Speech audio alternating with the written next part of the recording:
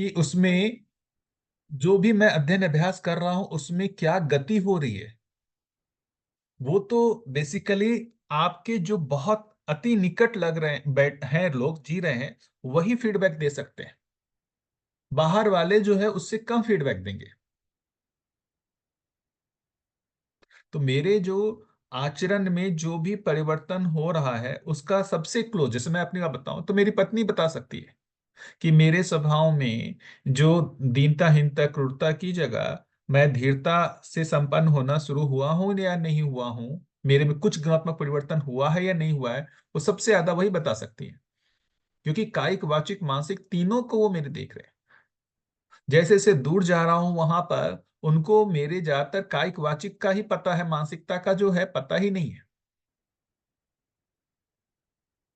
तो जैसे मुझे आपके साथ संबंध निर्वाह करना हो, जैसे मैं अभी जाता हूं बाहर, है ना, जैसे मैं अभी सूरत गया या अहमदाबाद गया या कहीं भी जाता हूँ, उन लोगों के साथ मैं हफ्ते 10 दिन, मान लेते हैं महीने भी रहता हूँ, अच्छा ही लगता है, उनको भी अच्छा लगता है, मुझे भी अच्छा लगता है।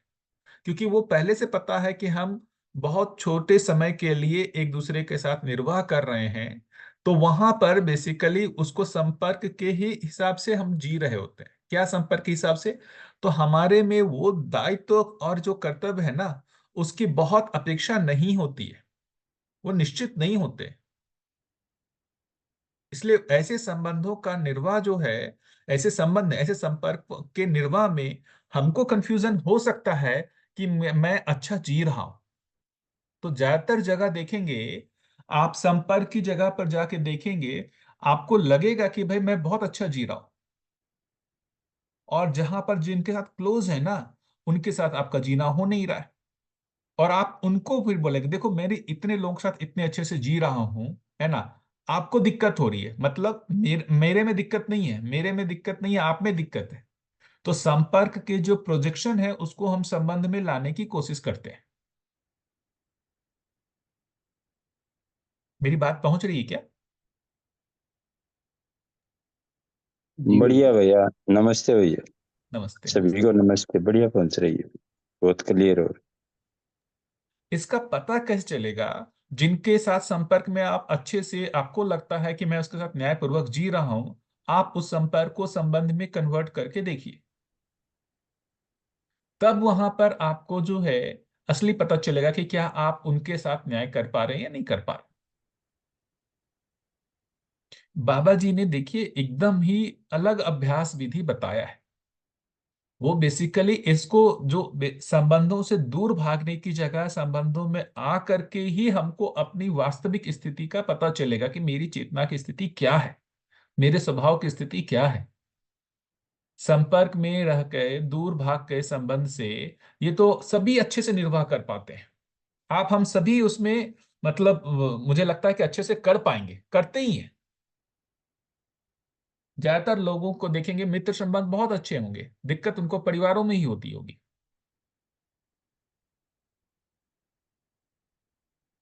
क्या? तो ये संपर्क और संबंध को हम निश्चित नहीं कर पाते हैं। और उसमें से, मतलब संपर्क के जो भी हैं उसको हम मान लेते हैं कि संपर्क में जो निर्वाह हुआ उससे जो हमारा फीडबैक आ रहा है वही मूल स्वभाव है। ये हमारा कंफ्यूजन है। उससे ज्यादा मुझे लगता है कि संबंध वाला भाग ज्यादा महत्वपूर्ण है।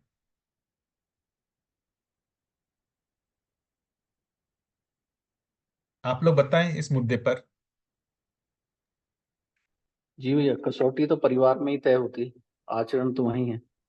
बाहर तो हम बहुत अच्छी अच्छी बातें बोल लेते हैं, वहां तो विचार से हम सबके सामने प्रस्तुत हो ही जाते हैं। और परिवार में जैसे हम देखते हैं, बच्चों के साथ भी मैं देखता हूँ। अब मेरा अपना ही पूरा 24 घंटे का मैं कई बार जर्नल भी मैं मेंटेन करता हूँ, क्योंकि यूएचवी वगैरह से भी जुड़ा हूँ। तो कई बार मैं मतलब दबाव में ही इतना आ जाता हूँ कि बच्चे भी कहते हैं कि पापा उस दिन तो आपने ऐसे किया था, पर आज आप ऐसा कर रहे हो। बच्चे ही आचरण को पकड़ लेते हैं। और बिल्कुल। हाँ, बच्चे तो और बहुत जल्दी पकड़ते हैं ना। बाहर मतलब अगर बड़ा तो एक बार ध्यान भी नहीं देगा, पर बच्चे तो इतनी जल्दी भाव को पकड़ते हैं, ये देखा मैंने। क्योंकि जब मैं ये एक्सरसाइज करता रहता हूँ बच्चों के साथ, और जब बच्चों के साथ कनेक्ट होते हैं तो बिल्कुल, अगर आपका कनेक्शन बिल्कुल भाव से जुड़ गया तो वो बहुत अच्छी तरीके से रहते हैं। पर जैसे ही टूटा, और टूटता मैंने भी देखा है, वो मेरी तरफ से ही टूटता है, वो बच्चों की तरफ से इतना इजीली नहीं टूटता। ये मेरी ऑब्जर्वेशन रही है। है ना, बिल्कुल भैया। मतलब ये तो इसका मतलब बच्चे के साथ जो हमारा ये भी जो भी व्यवहार है वो बहुत अच्छा हमारे लिए फीडबैक है, इंडिकेटर है कि हमको और कहाँ काम करने की जरूरत है। मैं तो खुद देखता हूँ, मेरी बच्ची है, अभी 5 साल की है ना। मैं मेरे को भी क्रोध आता है, मैं उस पर करता हूँ, है ना। लेकिन वो इतना अच्छा रिस्पॉन्स करती है कि मुझे ये अपना खुद दिख जाता है कि मैंने उसका गलत व्यवहार किया। बाहर ऐसा नहीं है। मतलब एक्चुअली में बच्चे जो है वो धीरता कर रहे हैं तो हमको पता चल रहा है कि मेरा स्वभाव में धीरता नहीं है, वो हम पर उपकार कर रहे हैं। बाहर तो जो हमारे मित्र संबंध है ये हैं, हम वहां गुस्सा करेंगे वो बहुत जल्दी दूरी बन जाएगी। वो हमारे को उस तरीके से हमारे साथ धीरता का निर्वाह नहीं करेंगे। तो ये एक अच्छी बात है कि मान्यताओं के आधार पर परिवार में जो है ना, वो धीरता का अभ्यास ज्यादा आसान हो सकता है, क्योंकि ये जल्दी छूटते नहीं है। संपर्क में हमारा भय रहता है कि मैं यदि आवेशित स्थिति का प्रदर्शन करूंगा संपर्क में तो वो संपर्क भी टूट जाएगा। मतलब एक तरीके से सिंपल कहें कि बाहर आपको पास स्पेस नहीं है गलतियों का। आप जितने क्लोज रिलेशन में हैं, जो परिवार है, वहां पर आपके पास गलतियों का स्पेस है। आपकी गलतियों को वो माफ कर सकते हैं, है ना। और आप में वो बेसिकली भय नहीं रहता है कि मैंने गलती कर दिया तो इसका हमारा जो है बहुत बड़ा प्रभाव पड़ेगा, हम वापस उसको ठीक कर सकते हैं। संपर्क में ठीक करने का अवसर ही नहीं आता। और भैया, अभी आपने संबंध और संपर्क का जो बताया, वो बहुत ही आपने क्लियर किया कि ये जैसे संबंध हैं, वो उन संबंधों में सही तरीके से परिवार में नहीं जी पाते हैं तो संपर्क ज्यादा बढ़ते हैं। और वो कहीं न कहीं वो वो जो संबंध है उनसे अलग रहने का या अलग से टाइम पास करने का या ऐसा वो संपर्क, और संपर्क में मैं ये भी देख पाता हूँ कि जो लक्ष्य है और जो भाव हैं वो अलग हटके हैं। हो सकते हैं मेरा भी कैसा भाव है और मेरा भी उस संपर्क से क्या लक्ष्य है, और सामने वाला का भी कैसे है, कैसे क्या लक्ष्य है और क्या भाव है। जबकि परिवार में अगर रहते हैं तो परिवार में अभी आपने बताई निश्चित निश्चित अपेक्षा और जो भाव, और ये जो चीजें हैं उनमें बहुत डिफरेंस है। तो संबंध में जब जीते हैं तो भी आपने बहुत क्लियर किया कि वहां पर मैं गुस्सा भी करूंगा तो कहाँ जाएगी पत्नी, कहाँ जाएंगे बच्चे, वो उनको स्वीकार करना ही पड़ेगा, या वो कैसे भी उसको स्वीकार करेंगे, अपने को माफ करेंगे, मैं कोई बात नहीं। लेकिन संबंध में वो बिल्कुल भी नहीं है, क्योंकि उसको संबंध, वो संपर्क में किसी लक्ष्य के लिए और किसी भाव, उसके पीछे भाव क्या है उसको दोनों ही बना के रखना चाहते हैं। जैसे आज के टाइम में देखें तो जैसे किसी दुकान पे भी कोई सामान खरीदने जाते हैं तो सेल्समैन बहुत मीठा मीठा बोलता है, ये करता है वो करता है। आप जैसे मान लो सामान नहीं खरीदते हो तो उसका दूसरे ही मिनट में क्या भाव बदल जाता है। अपने को तो लगता है ये बहुत अच्छे भाव से अपने से पेश आ रहा है, लेकिन वो किसी न किसी लक्ष्य के रूप में ही आ रहा है। तो ऐसे ही चाहे ऑफिशियल हो चाहे कहीं भी, जो संबंध और संपर्क का अपने को आपने बहुत अच्छी तरह बताया है कि इनको समझना पड़ेगा। और स्वयं के मूल्यांकन, घर हो चाहे संबंध हो चाहे संपर्क हो, स्वयं को तो भाव में स्थिर होना पड़ेगा। ये मैं काफी पकड़ पाता हूँ इस बात को। बढ़िया। बिल्कुल, मतलब हमारी जो वर्तमान स्थिति है, हमारे भाव की जो स्थिति है ना, उसमें जो मतलब एक आंदोलन होता है, उसका पता जो है बहुत अच्छे से संबंध में ही चलता है। क्योंकि संपर्क में आंदोलन की संभावना कम होती है ना। तो मुझे तो वही लगता है कि एक बड़ा भाग है। और इन सब के मूल में ये समझ में आना कि बेसिकली ये जो सभी हो रहा है, ये बेसिकली हम मन के लेवल पे जी रहे हैं, तभी ये चीजें हो रही है। मन के लेवल पे जीने का मतलब जो है, मेरे विचार मेरे भाव से नियंत्रित हो रहे हैं। दो चीजें हैं, विचार भाव से नियंत्रित होना और भाव विचार से नियंत्रित होना, है ना। मतलब उसको इस जीवन क्रियाओं में देखेंगे कि मन की आशा के अनुरूप वृत्ति कार्य कर रहा है, या वृत्ति के विचार विश्लेषण के अनुरूप मन में आशा हो रही है। तो मानव व्यवहार दर्शन में एक लाइन आप पढ़ेंगे, तो जो उन्होंने दो विधि बताई है बाबा जी ने 18वें चैप्टर में, अनुसंधान विधि और अनुसरण अनुकरण विधि, अध्ययन विधि जिसको कह रहे हैं। तो अनुसरण अनुकरण विधि में उन्होंने लिखा है, न्यायपूर्ण व्यवहार का अनुकरण अनुसरण करना, धर्मपूर्ण विचार में प्रवृत्त होना रहना, है ना। और उसके फल में जो उन्होंने पहला पैराग्राफ में लिखा है, मन जब वृत्ति का संकेत ग्रहण करने योग्य होता है, तब मित्र आशाएं जन्मती हैं, जो स्नेह के रूप में प्रदर्शित होती हैं। तो ये जो चीजें हुआ, अभी मैं तो इसको देख पा रहा हूँ कि हमारा जो अभी भाव के लेवल पे भी जो जीना है, मन में भाव की जगह जो अभाव हुआ, जैसे मैं आपके साथ किसी संबंध में जीने का, संपर्क संबंध जो भी कहें, उसमें जीने का मैंने जो भी प्रयास किया, उसमें भाव की जगह किसी भी जगह अभाव दिखा, तो उस अभाव के समर्थन में वृत्ति में विश्लेषण होने लगता है। क्या विश्लेषण होने लगता है? ये आदमी खराब है ना, ये आदमी जो है ये न्याय नहीं करता, ऐसा हमारा विश्लेषण होने लगता है। भाव खराब हुए तो हमारे विचार को वो प्रभावित करने लगते हैं। मतलब वो बेसिकली मैं मन से कितना ड्रिवेन, जब मैं इसकी जगह उल्टा, जब मैं अध्ययन करता हूँ, सहअस्तित्व को समझता हूँ, और जो मेरे विचार जो हैं, जो मेरे चित्त में यदि सहअस्तित्व का चित्रण बनता है और मेरे विश्लेषण जो है वो सहअस्तित्ववादी होते हैं, तो वो सामने वाले से इंडिपेंडेंट होके, सामने वाले ने सही किया गलत किया उससे इंडिपेंडेंट होकर के मेरे मन में जो है वो विश्वास का ही भाव आता है। तो बाहर से अप्रभावित हुए बिना हम में जो है, हम में स्नेह का ही भाव आता है। ये है यदि हमारा मन वृत्ति के संकेत को ग्रहण कर रहा है, तब ऐसा होता है।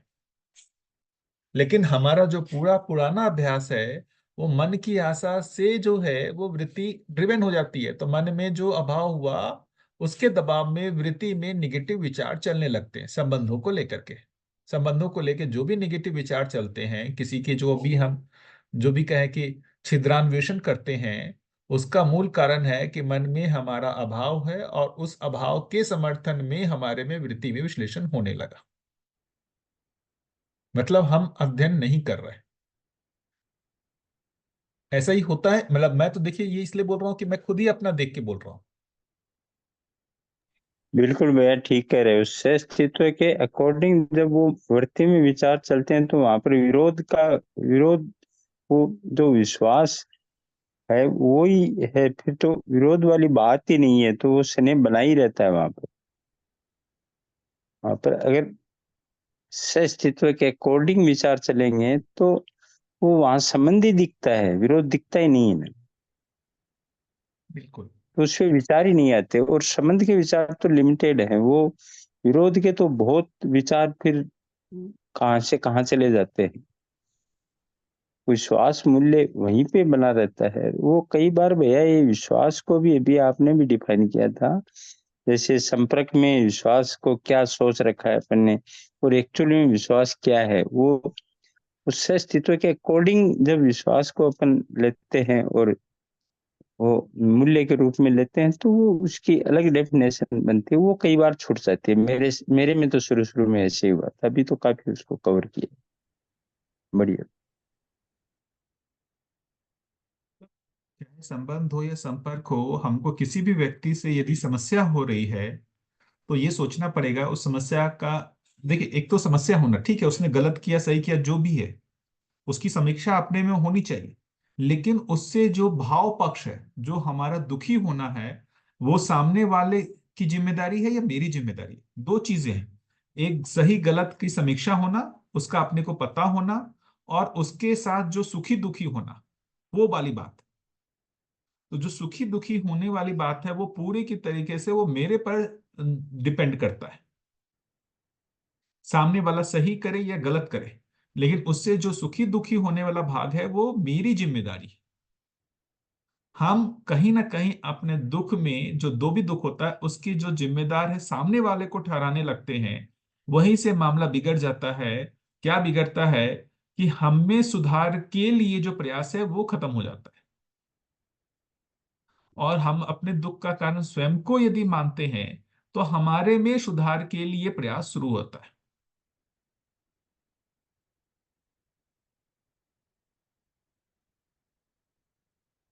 आप लोग बताएं अपना जो भी एक्सपीरियंस है संबंधों में जीने का, कहाँ आप लोग क्या कारण देखते हैं, है ना, कि जहां पर आपसे जीने में चूक हो रही है, और उसमें क्या कारण रूप में देखते हैं, उसका क्या निवारण देखते हैं, ये आप लोग बताएं। मैं जो देख पाता हूँ भैया, एक तो जो भाव है, अभी तक सही भाव को समझ पाना, यही एक काफी बड़ी मतलब मेहनत लगती है इसमें। क्योंकि भाव की डेफिनेशन पढ़ लेना, वो सब पढ़ लेना, मतलब वो तो सब ठीक है, पर जब एक्चुअल में व्यवहार करने जाते हैं तो उस समय वो उस भाव को बना के रखना और उसके अकॉर्डिंग ही व्यवहार करना, ये काफी चैलेंजिंग लगता है भैया हमें। है ना भैया, मुझे भी लगता है चैलेंजिंग है। उसका मैंने वही बताया ना कि हम मन से ड्रिवन हैं या वृत्ति से हैं या चित्त से हैं, ये अपने को देखना पड़ेगा। वो चैलेंजिंग इसलिए है क्योंकि हम मन से, मन के धरातल पे जी रहे हैं, इसलिए चैलेंजिंग है। यदि वो चित्त के धरातल पे हम चले जाएं तो मुझे लगता है कि कम चैलेंजिंग है। बाबा जी वही काम कर रहे हैं। बाबा जी चित्त के धरातल पर ले जाने के प्रयास कर रहे हैं, मतलब मन का प्रत्यावर्तन वृत्ति में, वृत्ति का प्रत्यावर्तन चित्त में, और आगे बुद्धि और आत्मा में हो। उसके लिए वो वस्तु प्रदान कर रहे हैं कि इसको पढ़ो, इसको चित्त में फैलाओ। तो ये फैलेगा तो अपने आप ही मन का प्रत्यावर्तन वृत्ति में और वृत्ति का प्रत्यावर्तन चित्त में होगा। अच्छा भैया, इसमें मूल्य जैसे 7 संबंध हैं और 30 मूल्य हैं, तो संबंध को तो भाव कहा गया है और 30 मूल्य, तो भाव और मूल्य कुछ अलग है, इसके अंदर कुछ डिफरेंस होता है?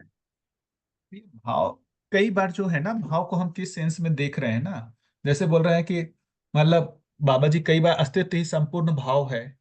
तो हमको ये देखना पड़ेगा, जब मूल्य की जब बात कर रहे हैं ना, तो अब जैसे अपन बोलचाल की भाषा में भी बोलते हैं ना, जब हम मार्केट जाते हैं वहां पूछते ही हैं इसका मूल्य क्या है, इसका भाव क्या है। अपन ये भी तो करते हैं कि नहीं करते, जी भैया।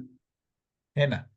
तो मूल्य और भाव बेसिकली क्या कर पूछ रहे हैं, मतलब उसकी उपयोगिता को ही तो पूछ रहे हैं। उपयोगिता को हम कोई गणित के रेफरेंस में, है ना, उसको मैंने मैथ्स में कुछ बना दिया है, 100 रुपये 200 रुपये, यही तो है।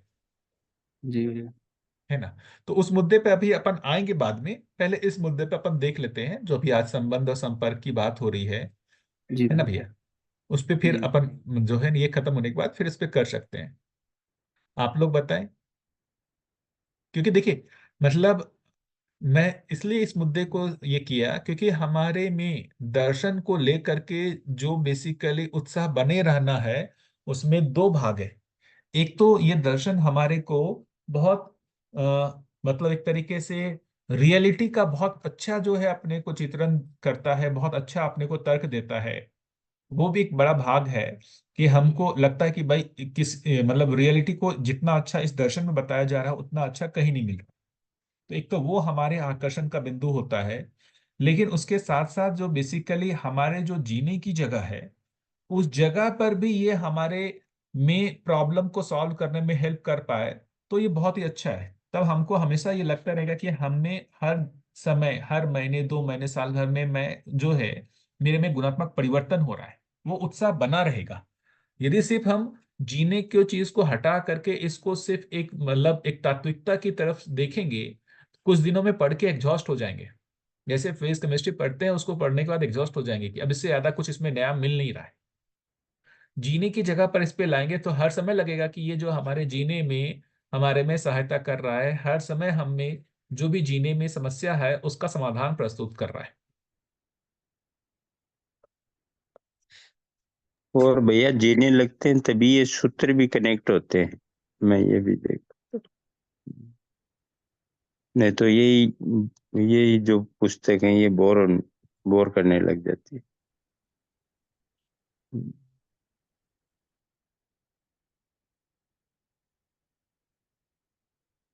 बाबा जी की जो मैंने, मतलब मैं तो बहुत सारा ये सब न्याय को समझ नहीं पाता यदि बाबा जी के साथ मैं नहीं कुछ समय बिताता। मैंने देखा, मतलब बाबा जी के व्यवहार में एक अद्भुत चीज था।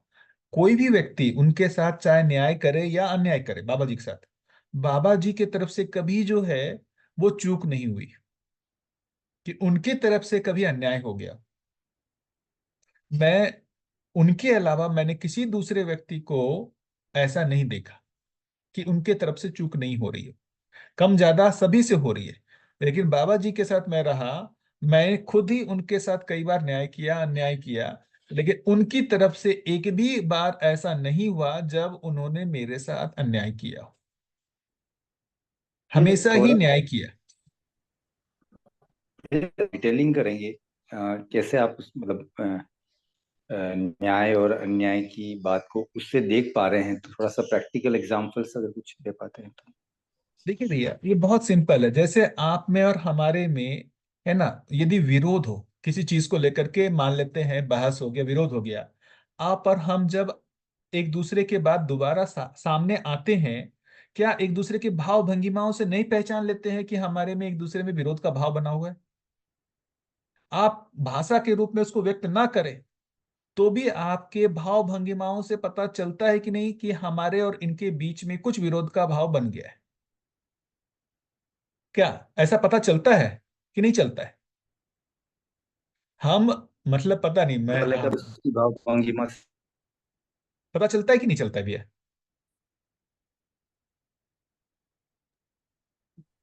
चलता है भैया।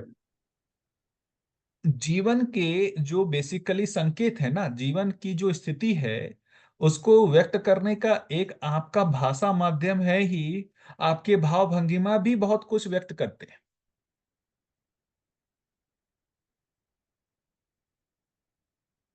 तो यही चीज मैं कह रहा हूं कि जैसे मान लेते हैं बाबा जी के साथ मैंने ये कहा कि बाबा जी के साथ मैंने कुछ गलत व्यवहार किया है ना, और उसके बाद मैं भयभीत हूं कि कहीं इनको खराब तो नहीं लग गया, लेकिन उनके भाषा भाव भंगिमाओं से कभी नहीं लगा कि उनको मेरे से कुछ खराब लगा है। ये आश्वस्ति हमेशा बनी रही, कई बार चेक किया। अभी तो देखिए ना, बहुत क्लोज रिलेशन में पति पत्नी बच्चे के साथ जो है ना, हमारे में उनसे जो विरोध का भाव होता है, आपकी पत्नी या पति को पता चलता है कि नहीं चलता है कि इनमें मेरे से थोड़ा मनमुटाव हो गया है? आपके कार्य व्यवहार भाव भंगिमाओं से बिल्कुल पता चलता है।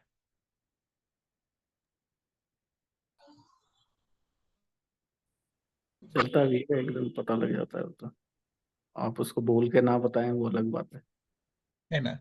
तो पता नहीं, हम लोग इतने माहिर नहीं हैं कि हमारे में अभाव है और हम उस अभाव को रहते हुए पूरी तरीके से भाव को व्यक्त करें। होता नहीं है। जीवन जो है उसका प्रभाव आपके शरीर पे आ ही जाता है।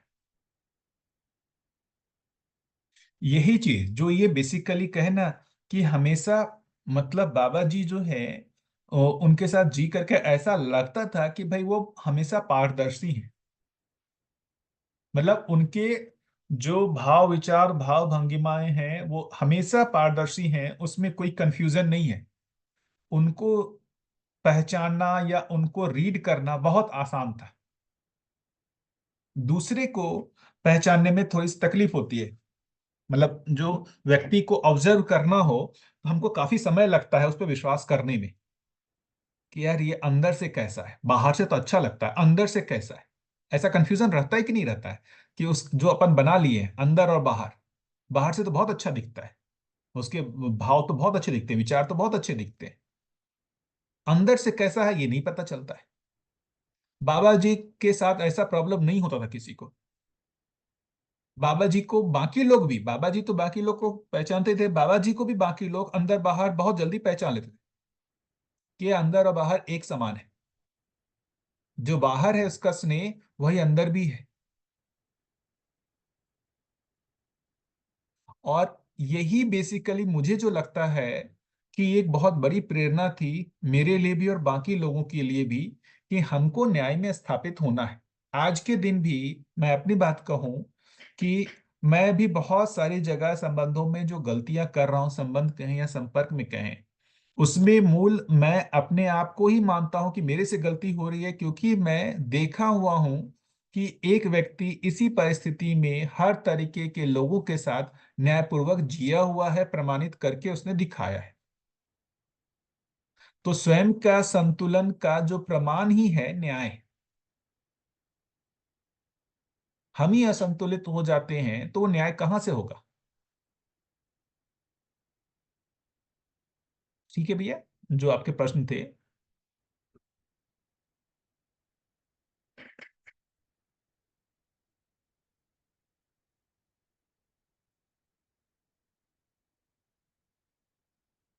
देखिए मतलब हमारे में जो दृष्टि में जो परिमार्जन होना है ना, जो बात होती है ना कि भ्रमित मानव की जो वृत्ति में जो दृष्टि बताई गई प्रिय हित लाभ, है ना, और उसकी जगह जो जागृत मानव की दृष्टि बताई गई न्याय धर्म सत्य, शुरुआत न्याय से ही होगी।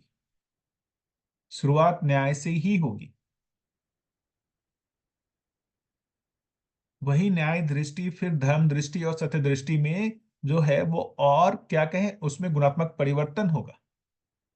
यदि न्याय दृष्टि डेवलप नहीं हो रही है ना, और ये दर्शन सिर्फ हमारे लिए एक लॉजिकल कनेक्शन और एक बहुत बढ़िया पूरे अस्तित्व का फ्रेमवर्क दे रहा है, तो इसका मतलब हमारे दृष्टि में परिमार्जन नहीं होगा। दृष्टि में परिमार्जन नहीं होगा तो हमारे जीने में जो बेसिकली कहें कि एक सुख जो है, सुख शांति संतोष आनंद जिसको बोल रहे हैं, वो जीवन लक्ष्य पूरा नहीं होगा।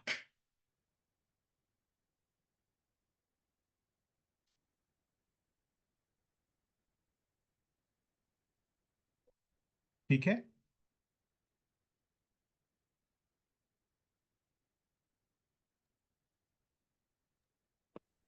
आप लोग भैया बताएं। इसमें जो इसमें जैसे न्याय के लिए सूचना हमारे पास है और सारे विचार हम पढ़ रहे हैं जो वांग्मय में पढ़ रहे हैं उसको, पर जब प्रैक्टिस करने जाते हैं हमारे पूर्वाग्रह पूर्व संस्कार का दबाव भी आता है जो बना हुआ है, तो उसको किस तरह हैंडल करते हैं भैया? भैया उसके लिए मुझे जो एक उपाय लगता है कि हमारा जो स्वयं का जो निरीक्षण करना है वो हमेशा होते रहे। मतलब शक्ति का अंतर नियोजन आवश्यक है। हमारी जीवन शक्तियों का अंतर नियोजन आवश्यक है। हम हमेशा जो है बहिर्गमन में चले जाते हैं। तो वृत्ति के द्वारा अपने मन की क्रियाकलापों को हमेशा जांचते रहना। तो हम अपना बेसिकली स्थिति का हमेशा बेसिकली एक बार समीक्षा करते रहें कि मैं जो कर रहा हूं उसमें मैं क्या सही कर रहा हूं, क्या गलत कर रहा हूं। इस तरीके से एक कहें तो दृष्टा जो है बनना पड़ेगा। हम क्या हो जाते हैं ना, एक तरीके से बेहोश हो जाते हैं। बेहोश होने का मतलब मैं क्या सोच रहा हूँ, क्या विचार कर रहा हूँ, है ना, मेरे में क्या चित्रण चल रहा है, मुझे इसका पता ही नहीं है। कुछ चल रहा है, मुझे उसका पता नहीं कि क्या चल रहा है, सही चल रहा है गलत चल रहा है, कुछ भी नहीं पता। बेहोशी में है हम। तो बेहोशी की जगह जो है हमको होश में आना पड़ेगा। हमको अपना जो है जिम्मेदारी लेना पड़ेगा। तो अंतर नियोजन शक्ति का आवश्यक है। मुझे तो यही एक उपाय लगता है। और ये अंतर नियोजन तभी होता है जब स्वयं में पूर्ण होने की अपेक्षा होती है। मैं पूर्ण हो जाऊं, मैं गलती अपराध से मुक्त हो जाऊं, ऐसी अपेक्षा होती है। तो हमारा अपनी ओर ध्यान बना रहता है। हमारे अपने जो भी कार्यभार है उसका हमको पता रहता है, और कहाँ हमसे गलतियां हो रही हैं उसका मूल्य, उसका समीक्षा करना, उसमें क्या चूक हो गई, उसमें क्या हमको गुणात्मक परिवर्तन करना है, ये हमको पता चलता है। जब हमें पूर्ण होने की कामना नहीं होती है ना, मैं सही हो जाऊं ये कामना नहीं रहती है, तो हम बहिर्मुखी हो जाते हैं। तो सामने वाले ने गलत किया, उस गलत के समर्थन में हमारे में विचार होते रहना, उसको हम मतलब बार बार सही ठहराते रहते हैं कि उसने सही में गलती की है। जैसे मैं अपना सिंपल बताता हूँ कि मेरे मतलब भाई ने कुछ गलत किया। अब मैं क्या करूंगा, उसको विश्लेषित करते रहूंगा बार बार। क्या विश्लेषण करूंगा? हाँ, उसने गलत किया, मतलब मेरे दुख का कारण वो है, उसी कारण मैं दुखी हूं। वो आदमी, मुझे ऐसे परिवार में जन्म लेना पड़ा, मैं ऐसी जगह पर जन्म लगा कि जिनके कारण मुझे दुख हो रहा है। और ऐसा करते करते हम कुंठित होते रहते हैं। संबंधों में जब हम पर मूल्यांकन ज्यादा करते हैं तो हम कुंठित होते हैं, क्षुब्ध होते हैं, पीड़ित होते हैं। यही न हो रहा है? संबंधों में, परिवारों में हम पर मूल्यांकन करके ही तो कुंठित पीड़ित हो रहे हैं, है या नहीं है? तो भैया इसका मतलब जो हमारा आधार है वो प्रिय हित लाभ ही है। हम उसी से देखना चाह रहे हैं उसको, कि हमारे हमारे हिसाब से ही मतलब वो चले, जिसके साथ भी व्यवहार कर रहे हैं। अगर हमारे अकॉर्डिंग वो संवेदना हमें मिल जाती है तो अच्छा लगता है हमें, और नहीं मिलती तो हम दुखी होते रहते हैं उससे।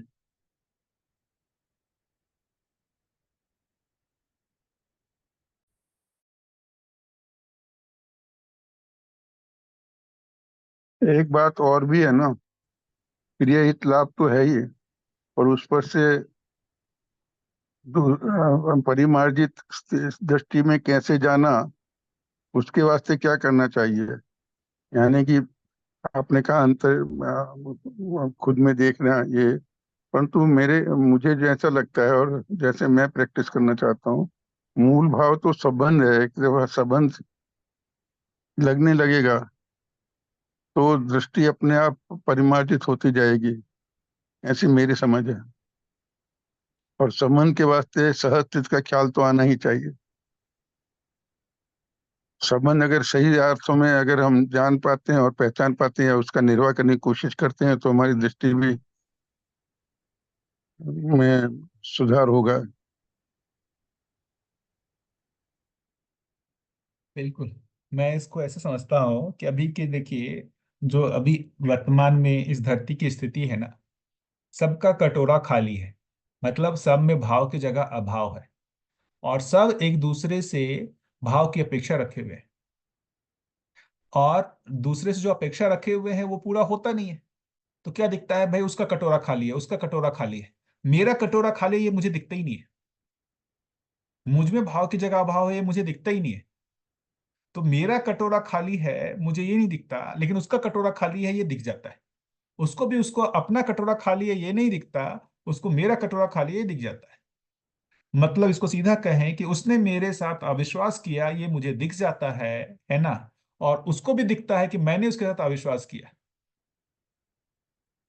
तो उसने गलती की ये हमें दिखता है बहुत जल्दी, हमसे गलती हो गई ये नहीं दिखता। उसने अन्याय भाई किया ये दिख जाता है, मैं न्याय करने योग्य नहीं हुआ हूं ये नहीं दिखता। भैया, पर संबंध का जब भाव आएगा, तो जब निर्वाह करने की बात आएगी, तो उसमें तो पहले अपने पर ही देखना पड़ेगा ना। भाई तो मैं कह रहा हूं ना, तो कितना हम्म। समय हम अपने को देखते हैं, कितना समय हम जो है पर को देखते हैं, दूसरे को देखते हैं, इसको समझना पड़ेगा ना।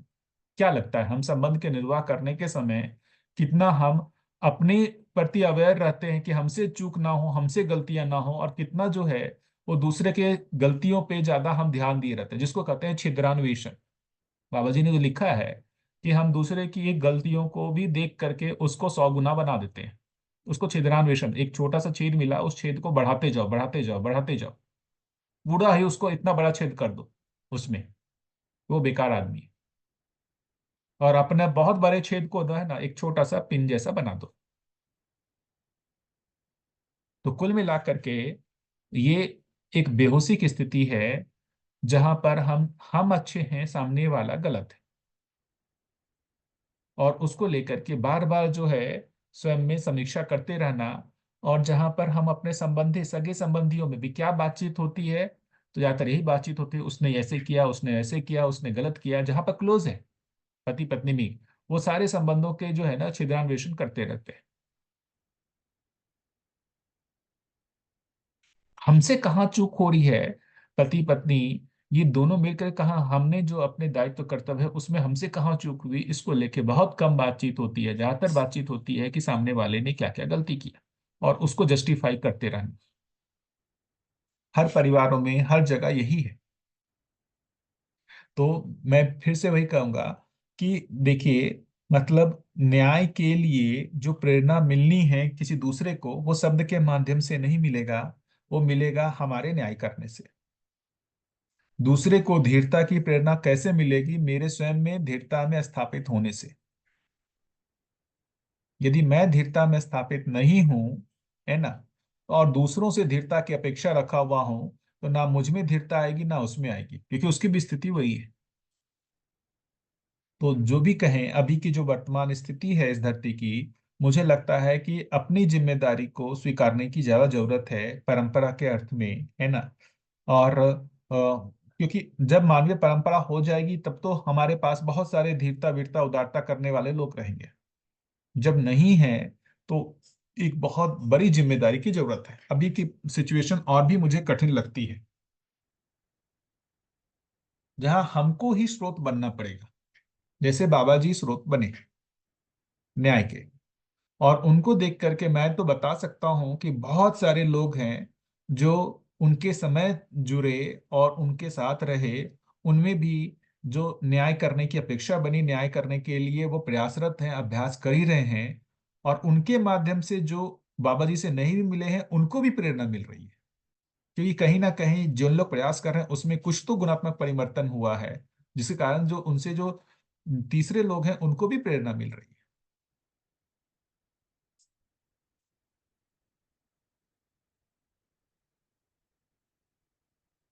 मैं मैं मतलब मैं आजकल तो जैसे एक और अभ्यास का जो सोचता हूँ, हम जिस भी स्थिति परिस्थिति में रहते हैं और हमको लगता है कि ये इस जगह पे गड़बड़ हो रहा है, मान लेते हैं हमारे किसी संबंध में कुछ गलत हो रहा है, कुछ ये हो रहा है, तो उसमें मेरा क्या दायित्व कर्तव्य होना चाहिए। मैं उस जगह पे ये बार बार स्मृति में लाने की कोशिश करता हूँ कि मेरी स्थिति, जो मैं जिस स्थिति में हूँ, उस स्थिति में यदि कोई जागृत मानव होता तो वो क्या करता। जैसे मान लेते हैं कि मैं किसी के साथ संबंध का निर्वाह कर रहा हूं, वहां कुछ गड़बड़ी हो गया, है ना। अब मैं, मेरे में जो भाव विचार बन रहे हैं, ठीक है, निगेटिव हो रहा हूं मैं, उसकी जगह मैं ये लाने की कोशिश करता हूं कि मेरी ही सिचुएशन में, इसी स्थिति में यदि जागृत मानव होता तो वो कैसा सोचता इस घटना को, उसके भाव विचार कैसे होते। वो मुझे जो एक तरीके से प्रेरणा देता है कि अच्छा, जागृत मानव के भाव विचार तो ऐसे नहीं होते। जागृत मानव के भाव विचार जो होते हैं वो दूसरे होते हैं। इसका मतलब मैं ही अपना जो है एक पॉजिटिव, एक जो सही का रेफरेंस जो है मैं अपने ही चित्रण में लाता हूं, और वैसे सही बनने के लिए मैं प्रेरणा पाता हूं। तो स्वयं में ही एक सही का चित्रण बनाना होगा और उसी से ही प्रेरणा पाना होगा, यदि बाहर नहीं दिख रहा है तो।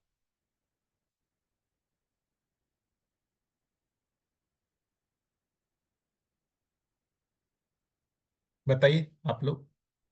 भैया प्रेरणा पाने की जो आपने बात कही, दूसरे जो उनके साथ रहते थे उनसे, हाँ वो ठीक है, पर उनके बिल्कुल पास में रहने वाले तो बहुत कम है। हमें तो, जैसे मैं तो ऐसा सोच रहा हूँ कि अध्ययन से जितनी प्रेरणा मिल सकती है और फिर उस पर मनन या इस तरह से अभ्यास हो, वो भी एक प्रेरणा का अच्छा और हमेशा का यानी कि परमानेंट स्रोत बन सकता है। बिल्कुल भैया, मतलब आप जो बोल रहे हैं, ये जो सदशास्त्र पठन से सद कामना, हम जितनी बार हम में यदि नेगेटिविटी आती है किसी भी संबंध को लेके कुछ करें, ये सारे संबंधों को पढ़ना शुरू करें। क्या न्याय बाबा जी कर रहे हैं, अपने आप पॉजिटिविटी आती है। तो एक्चुअली में है क्या, हमारे विचार और चित्रण को कोई सही दिशा के लिए प्रेरणा मिले, वो किसी भी विधि से मिले, वो किसी पुस्तक के पठन से मिले, किसी से बातचीत करने से मिले, मेरे खुद की कुछ और सोचने विचारने से मिले, किसी भी विधि से मिलना आवश्यक है।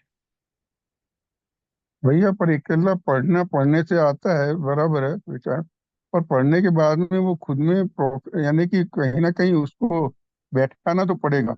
नहीं तो क्या होता है, अच्छी सीरियल की तरह से, मैं ये नहीं कह रहा हूँ सबके वास्ते ये, पर जनरली बहुत अच्छा लगता है, अच्छी चीज अच्छी लगती है और फिर वहीं के वहीं रह जाती हैं। It doesn't become a part of our living और प्रोफेशन। तो उसके वास्ते मुझे ऐसा लगता है कि उसके बारे में थोड़ा अंतर्नियमन जैसा या ध्यान देने जैसा बात होनी चाहिए। वो कैसे होना चाहिए आप ज्यादा ज्यादा अच्छी तरह स्पष्ट कर सकते हो, और अभी आपने बताया अभी। पर वो मुझे लगता है कि that is a part of our, यानी कि वो पठन का एक पात्र या अध्ययन का वो एक पात्र, एक पार्ट है। वो चीज है जिसको हम बोल रहे हैं ना, अध्ययन अभ्यास। जिस समय हम पुस्तक को पठन कर रहे हैं, रीड कर रहे हैं, उस क्षण हम चित्तवृत्ति को नियोजित किए हुए हैं। मन उस क्षण एक तरीके से चित्तवृत्ति में समर्पित है। तो हमारे में चित्त में सही चित्रण बन रहा है, सही विश्लेषण हो रहा है। लेकिन जिस समय उस पठन को हटाया, है ना, अब जब हम जीने की जगह पे आ रहे हैं, वो विस्मृत हो रहा है। जितने काल में हमने उसको पढ़ा था, सोचा था, उस क्षण वो विस्मृत हो जा रहा है। उस क्षण हमारे जो पूर्वाभ्यास हैं वो हावी हो जा रहे हैं। क्या पूर्वाभ्यास?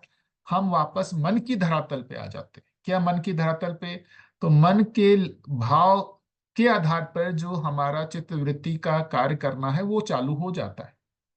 तो जो बोल रहे हैं अध्ययन के बाद अभ्यास, का मतलब यही बोल रहे हैं कि जो हमने पढ़ा, है ना, जिसको हमने विश्लेषित किया, उस वो हम जब व्यवहार काल में आ रहे हैं तो वो भी हमारे स्मृति में बना रहे, लाइव बना रहे।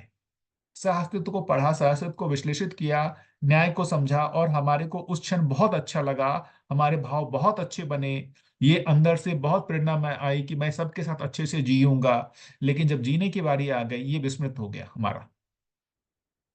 तो इसको लाइव बनाने के लिए हमको अभ्यास करते रहना पड़ेगा। जब हम व्यवहार कर रहे हैं तो हमारे में ये कॉन्सेप्ट लाने पड़ेगी कि मेरे जो चित्रण में ये है या नहीं, जिसको मैंने पढ़ा सोचा वो हमारे चित्त में अभी बना हुआ है कि नहीं बना हुआ है, या वो धूमिल हो गया, वो विस्मृत हो गया। चालू क्या हो गया? जो हमारा पुराना पूर्वाग्रह पूर्वाभ्यास है वही चालू हो गया। इसलिए अभ्यास की जरूरत है। मात्र पढ़ने से, उस क्षण विश्लेषण करने से, जितने समय में हमारे में सही का चित्रण हो रहा है, विश्लेषण हो रहा है, सही भाव बन रहे हैं, है ना, उसकी निरंतरता हो जाती तो अभ्यास की जरूरत ही नहीं थी। सभी पढ़ते और अच्छे हो जाते। तो पढ़ने से हमको जो प्रेरणा मिल रही है वो जीने में नहीं आ रही ना। जीने में आने के लिए उसको अभ्यास करना ही पड़ेगा। इसलिए अभ्यास का महत्व है। भैया, हम्म। जैसे अभी आप जो कह रहे हो कि संबंध में जो एक पॉजिटिविटी जो होती है, मतलब जो दर्शन की सूचनाओं की वजह से हम जो एक पॉजिटिविटी निभाने का जो प्रयास करते हैं, तो बहुत बार वो मैकेनिकली होती है। उससे मतलब जो प्रफुल्लितता हमें मिलनी चाहिए, उसका अभाव क्यों होता है? भाई, भैया, उसका मतलब है कि हमारे भाव में परिवर्तन नहीं हुआ है, भाव में वो गुणात्मकता नहीं आई है। हम बेसिकली दबाव बस कर रहे हैं। स्वयं भाव संपन्न हुए बिना नहीं कर रहे। हम दूसरे को भाव कम्युनिकेट करने के लिए प्रयास कर रहे हैं। वो थकान है। हम में भाव हुआ नहीं है, लेकिन हम दूसरे को भाव कम्युनिकेट जब करने का प्रयास करते हैं, वहां थकान होती है।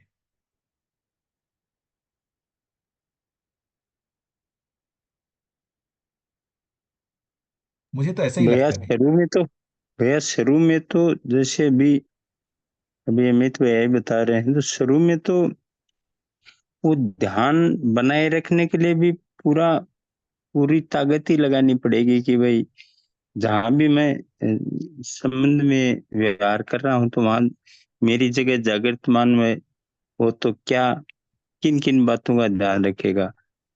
और तो कम्युनिकेट करने के लिए शुरू में तो पूरा बलपूर्वक ही रहेगा, मेरे को तो ऐसे लगता है, क्योंकि वहां पर जो पूर्व अभ्यास और जो वर्तमान के जो उनको शिफ्ट करना चाहते हैं, तो दोनों में से एक को चुनना होगा। तो उसके लिए शुरू में तो मेरे को ऐसे ही लगता है भैया, बाद में तो धीरे धीरे वो एक ध्यान भी बना रहेगा कंटिन्यूटी में, और उसको काफी तरीके से कर पाएंगे। मतलब तरीका मतलब फिर वो बना ही रहेगा, मतलब देखिए भैया, है ऐसा भी, मेरे को देखिए, तो लगता है। अभी अभी देखिए, ये एक जैसे मतलब परिचय शिविर होता है ना। और उसके बाद लोगों में बहुत संबंधों को लेके उत्साह आता है कि मैं जाकर के परिवार वालों को, सब लोगों को खुश कर दूंगा, है ना। ऐसा आता है जैसे मैं अपनी पत्नी, बच्चे, माता पिता, सब लोगों को खुश रखूंगा। और ये खुश रखने का उसमें जो एक तरीके से आवेग आया, वो करने जाता है, होता नहीं है। सामने वाला खुश होता नहीं है। आप खुश करने के प्रयास करने चले गए और लेकिन खुश हो नहीं रही हैं, तो फिर आप कुंठित होते हैं, यार ये तो मैं इतना सब लोगों को खुशी करने की कोशिश कर रहा हूँ, खुश हो ही नहीं रहे। ये एक आवेग जैसा होता है कि नहीं होता है? क्या क्या लग रहा है कि मैं सामने वाले को पूरा मूल्य उड़ेल दूंगा, सबको खुश कर दूंगा? हाँ, ये बिल्कुल और वो होते नहीं है तो फिर हम परेशान होते हैं, यार मैंने इसके लिए क्या क्या नहीं किया, इतना करता हूँ, फिर से वापस वही पहुंच जाते हैं, यार ये सब नालायक है। हाँ, उनकी चाहना पे ही डाउट हो जाता है, फिर ये चाहते ही नहीं है ऐसा होना, मतलब वही तो हम्म, एक्चुअली में, हम्म। मतलब ये एक हमारे में भी आवेग मैकेनिज्म को समझना होगा कि हम दूसरे को जो खुश करने का प्रयास कर रहे हैं ना, वो खुश करने का मैकेनिज्म पहले हमको खुद होके देखना पड़ेगा कि मैं कैसे खुश हुआ। स्वयं जो है सुख शांति संतोष आनंद में आए बिना दूसरे को हम सुख शांति संतोष आनंद जो उपलब्ध कराना चाह रहे हैं वो होता नहीं है। क्या हम खुद सुखी बिल्कुल हो भैया, गए? हम बिल्कुल सुखी हुए बिल्कुल। नहीं हैं और हम दूसरे को हम्म। बलपूर्वक सुखी करने का प्रयास करते हैं। क्या सुखी करने का प्रयास करते हैं? कहीं ना कहीं हम बेसिकली रूप बल पद धन के आधार पर ही चले जाते हैं।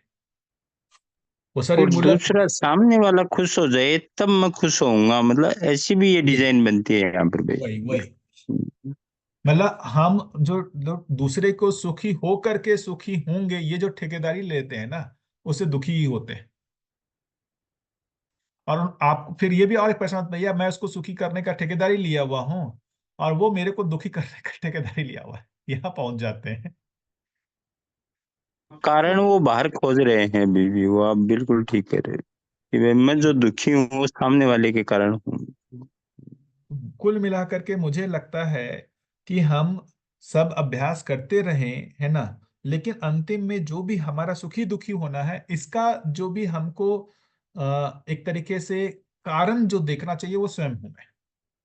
मेरे सुख दुख का कारण मैं स्वयं हूं, है ना। हम सारा अभ्यास करते रहे, बस एक फंडामेंटल जगह पर हमसे चूक ना हो कि मेरे सुखी दुखी होने का कारण मैं स्वयं हूं। बाकी जो भी सही गलत है उसको होते रहना चाहिए, उसमें कोई दिक्कत नहीं है। बस ये है हाँ, कि खुद को जांचने की बात है कि मैं हाँ, अगर दुखी हुआ हूँ तो मैं कहाँ उस चुका हूँ, वहां पर फिर ध्यान देने की जरूरत है, मतलब उसका कारण मैं हूं। मतलब मुझे अपनी बिल्कुल। ओर जो है हमेशा ध्यान बना के रखना है कि मेरी जो भी दुख का कारण है मैं स्वयं हूं, सामने वाला नहीं है, चाहे उसने कितना भी बड़ा गलत क्यों ना किया हो, कितना भी अपराध क्यों ना किया हो। उससे जो दुखी होने वाला भाग है वो मेरी जिम्मेदारी है। इस जगह पे मतलब इस जगह पर रहते हुए हम सारे अभ्यास करते रहें तो मुझे लगता है हम कुंठित नहीं होंगे, वरना हम कुंठित हो जाएंगे। मतलब एक कुंठा की संभावना क्या है कि दर्शन को पढ़ा, सब कुछ किया, आप में बहुत भाव संपन्नता हुई, आप बहुत भाव में जीने का प्रयास कर रहे हैं, सब लोगों के साथ भाव के साथ जीने का अभ्यास करना चाह रहे हैं, और आप करते गए, आपको लगता है भाई कोई भी आपके भाव को नहीं पहचान पा रहा है। मतलब आप ये भी अपेक्षा रखें कि सब मेरे भाव को पहचाने, है ना, और कोई दिख रहा है कि आपके भाव को नहीं पहचान रहा है, आप और हो जाते हैं कि भाई पूरा संसार ही खराब है, और कुंठित हो सकते हैं, है ना।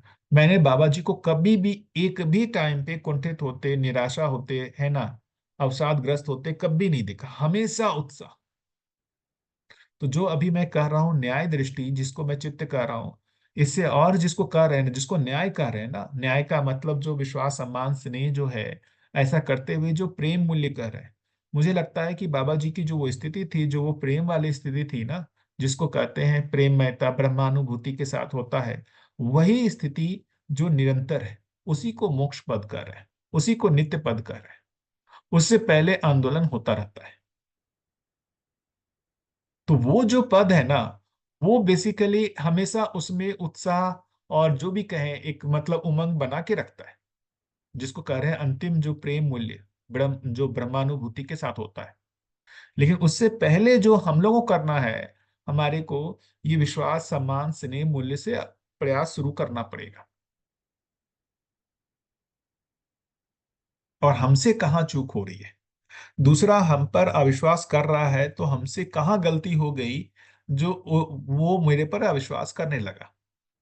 कहीं ना कहीं जैसे मैं तो मानता हूँ कि मैं दर्शन के ही लोगों के साथ अभ्यास कर रहा हूँ, बाहर के लोगों के तो छोड़ते हैं, जो दर्शन के लोगों के साथ ही अभ्यास कर रहा हूँ। उसमें भी कई सारी जगह ऐसी हुई जहां पर जो वो भी दर्शन से जुड़ा हुआ है, मैं भी दर्शन से जुड़ा हूँ, वो मेरे पर अविश्वास करने लगा। इसका मतलब मैं उसको नालायक मानूं या फिर मैं अपनी तरफ से कोशिश करूं कि मेरे से कुछ चूक हुई जिससे वो मेरे पर विश्वास नहीं कर पाया। तो उसका जो कारण बताऊं, हम में जो बोल रहे हैं ना प्रिय हित लाभ न्याय धर्म सत्य, तो हम में ये फ्लक्चुएशन है ही। हम कभी प्रिय हित लाभ में शिफ्ट होते हैं, कभी न्याय में शिफ्ट होते हैं, कभी फिर से प्रिय हित लाभ में करते हैं। तो जिस क्षण प्रिय हित लाभ में जा रहे हैं वो मेरा समीक्षा कर रहा है ना कि मैं धन को महत्वपूर्ण मान रहा हूं, संबंध को महत्वपूर्ण नहीं मान रहा हूं। तो हमसे गलतियां हो रही है, ये स्वीकार करना ही पड़ेगा। और उसको कैसे ठीक करें इसके लिए सोचना पड़ेगा। तो हमसे तो चूक होगी, अभी मुझे तो लगता है कि अभी तो चूक होगी। उसको स्वीकार करके कैसे उसको ठीक करना है, उस पे अपने को हमेशा सोचना पड़ेगा।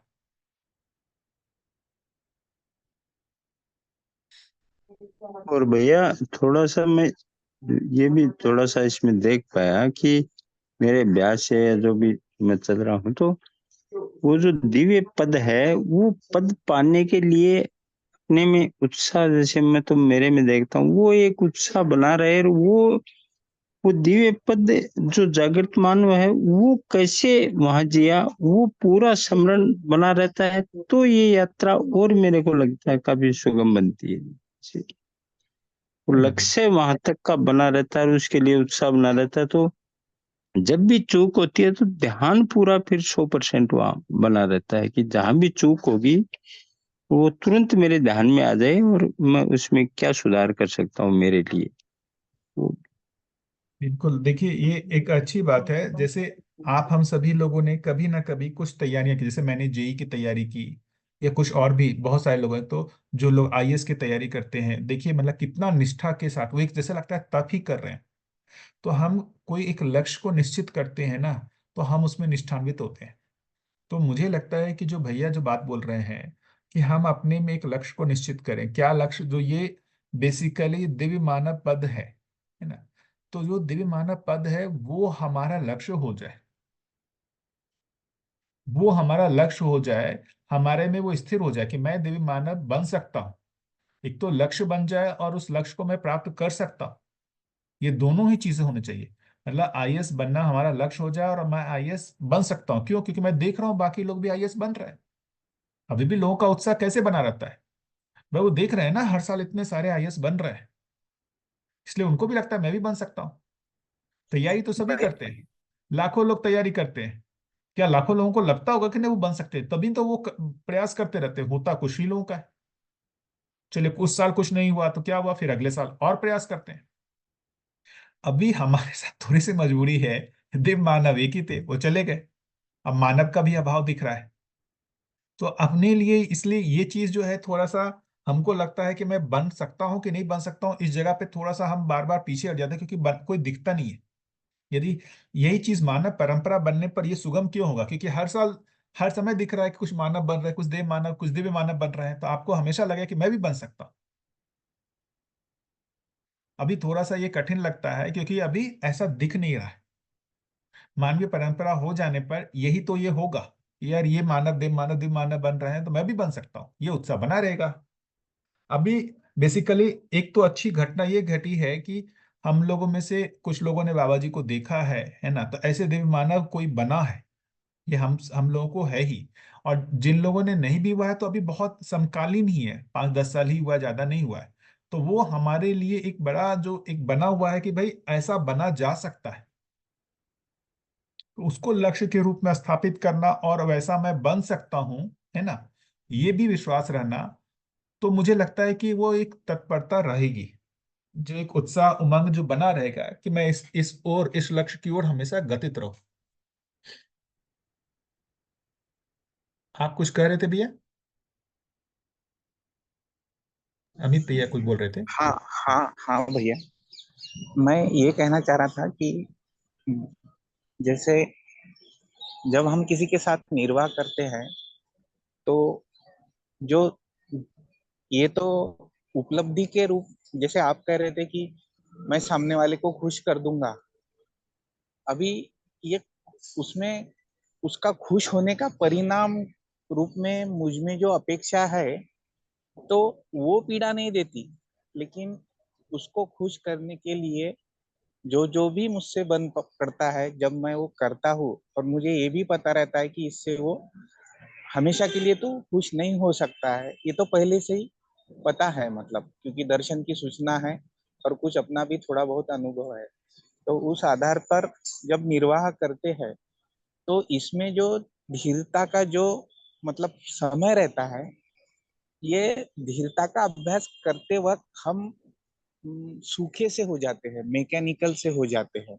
मतलब ये जो वेटिंग पीरियड है तो इसमें आनंद जैसी कोई स्थिति रहती है या नहीं, अपने आप में कह रहा हूं मैं, अपेक्षा रूप में नहीं, मतलब कोई दूसरा बाहर से पूरा कर दे वो नहीं, ये जो वेटिंग हॉल में जो अपना खुद का समय रहता है, ये प्रफुल्लित रहते हुए कैसा रहा जाए, क्या मैं ठीक से रख पाया हूँ इसको? है ना भैया। देखिए, अभी के समय में ना, बेसिकली अपने बहुत क्लोज रिलेशन में भी देखने जाए तो कहीं ना कहीं कोई वस्तु के माध्यम से, है ना, उनको खुश करने का प्रयास। वस्तु दिए तो वो लगता है कि उनका हमारे प्रति भाव जो है बहुत अच्छा है, वस्तु नहीं दिए तो भाव अच्छा नहीं है। और इस विधि से उसको हम कंटिन्यू कराने की कोशिश करते हैं, तो एक दबाव आता है क्या, कि हमेशा कुछ वस्तु का देना पड़ेगा तभी वो भाव बना रहेगा, और वो अपने को थकाता है ना। ये अभी की वर्तमान स्थिति में देखेंगे तो अभी बहुत झंझट है।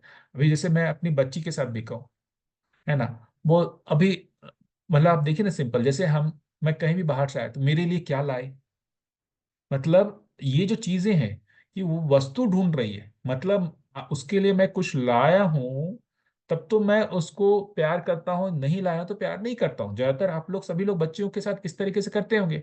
ये आदत डलवाया कैसे, हम ही लोगों ने तो डलवाया है। ये देखिए ना, ये हमारे समाज की व्यवस्था ही तो है ना।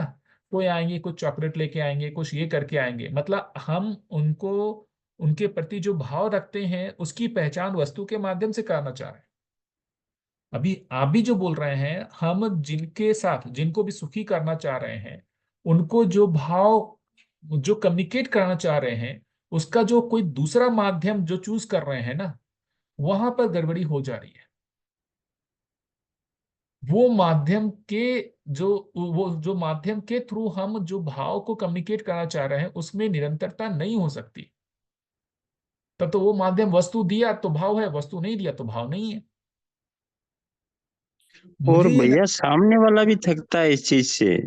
वो एक दिन वो वस्तु ही वस्तु से सामने वाले को भी अगर भाव कम्युनिकेटेड नहीं होते तो वो भी थकता है। जैसे अभी आपने स्वयं के लिए बताया तो सामने वाला भी ये स्थिति, ये देखिए मैंने बहुत अच्छी तरह आराम से इसका विश्लेषण किया। नहीं हो सकता भैया, नहीं भी थके। ऐसे भी लोग हैं जिसको वस्तु ही प्रधान लगता है, वस्तु के माध्यम से ही वो भाव को पहचानते हैं, है ना, तो हो सकता है वो नहीं भी थके, है ना। लेकिन हमको ये पहचानना पड़ेगा कि जो वस्तु के माध्यम से भाव पहचानने का हमने जो प्रयास किया, और उससे जो हमको खुद ही थकान होने लगी, इसका मतलब है हमें अभी भाव हुआ नहीं है। हम उस भाव को पहचानने का प्रयास कर रहे हैं, उसको पहुंचाने का कोशिश कर रहे हैं। भाव हम में अभी स्थिर हुआ नहीं है, वो एक आवेग, आवेश के जैसा ही है, और उसको हम कम्युनिकेट करने का कोशिश कर रहे हैं, दूसरे को पहुंचाने का प्रयास कर रहे हैं। यही हमसे चूक हो रही है, हम में भाव संपन्नता नहीं हुई। देखिए क्या है, हम जब स्वयं में भाव संपन्न होते हैं ना, हम जो एक एक्स्ट्रा एफर्ट कर रहे होते हैं ना, नेचुरल से अलग हट करके, जो हमको मतलब लगता नहीं है कि भाई, मतलब हम एक बल पूर्वक जो प्रयास कर रहे होते हैं ना भाव को कम्युनिकेट करने का, वो खत्म हो जाता है। वो बल पूर्वक नहीं है, वो हमारा स्वभाव हो गया। जैसे बाबा बलपूर्वक जी के करते हैं साथ, वहां थकावट है जबरदस्त वहां। हाँ, जैसे बाबा जी को क्योंकि वो मैंने भाव एक, सामने से पाना चाहते हैं, वस्तु देके भाव पाना चाहते हैं। मैं यहाँ थोड़ा सा जोड़ना चाहता था भैया, सामने वस्तु देके भाव पाना चाहते हैं। एक समय ऐसा आता है कि वो सामने वाला वस्तु को भी इग्नोर कर देता है, वो भाव नहीं देता वस्तु पाके भी, और फिर वही एक दुख का एक मेजर कारण बन जाता है कि वो वहां भी जाके, ये जो थकावट है, ये जो अस्तित्व सहज नहीं है, यहाँ थकावट है पूरी। बिल्कुल। बिल्कुल, बहुत जिस बढ़िया रखा। जैसे बाबा जी को मैंने कभी थकावट नहीं कर देखा। बाबा जी एक समय बोले, कौन अंजनी चाचा जी थे, उनके साथ कुछ होते समय, कि हम नहीं थका हूं, हम परेशान नहीं हूं, तुम क्यों परेशान हो रहे हो। मतलब उनका बोलने का यही मतलब था कि मुझे थकावट नहीं हो रही है ना, क्योंकि ये मेरा स्वभाव है। मैं कोई एक्स्ट्रा एफर्ट नहीं कर रहा हूं दूसरे के साथ संबंध को निर्वाह करने में, उसको मूल्य कम्युनिकेट करने में, भाव कम्युनिकेट करने में। मैं कोई बल नहीं लगा रहा हूं, ये मेरा स्वभाव हो गया है। अभी हमको बल लगाना पड़ रहा है क्योंकि वो हमारा स्वभाव नहीं हुआ है। और जो हम एक्स्ट्रा एफर्ट बल लगा रहे हैं ना, जो हम हैं नहीं, वो हमको थका रहा है। तो थकाने का जो मूल और कारण है वो वही सब। वही अमित भैया करें, वो मैकेनिज्म वही है, हाँ, वही मतलब। तो वो उसका मूल कारण क्या हो गया, फिर से वही कि हम जो हैं, हम एक्स्ट्रा एफर्ट जो लगा रहे हैं जो हम हैं नहीं। क्या, मेरे को तो यही समझ में आ रहा है भैया, आप बताइए अमित भैया, या बाकी लोग।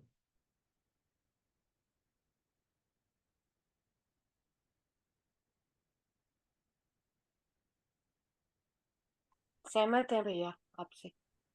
जो बल लगता है उसमें थकान आती है, वो देखने में आता है भैया। वही ना, तो समस्या सामने वाले में हुई या मुझ में हुई। मुझ में हुई। तो बार बार मैं वही कह रहा हूं कि समस्या का जो यदि कारण ठीक से हम नहीं पहचानेंगे, तो उसके जो समाधान है, जो उसका सॉल्यूशन है, जो उसका निवारण है, वो भी ठीक ठीक पता नहीं चलेगा कि हमको काम कहाँ करना है।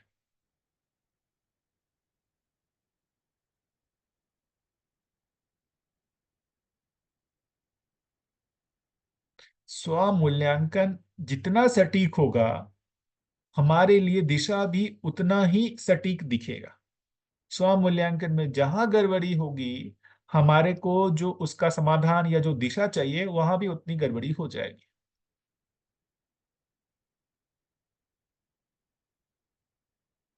और स्व मूल्यांकन होने के लिए इस दर्शन का पठन अति आवश्यक है।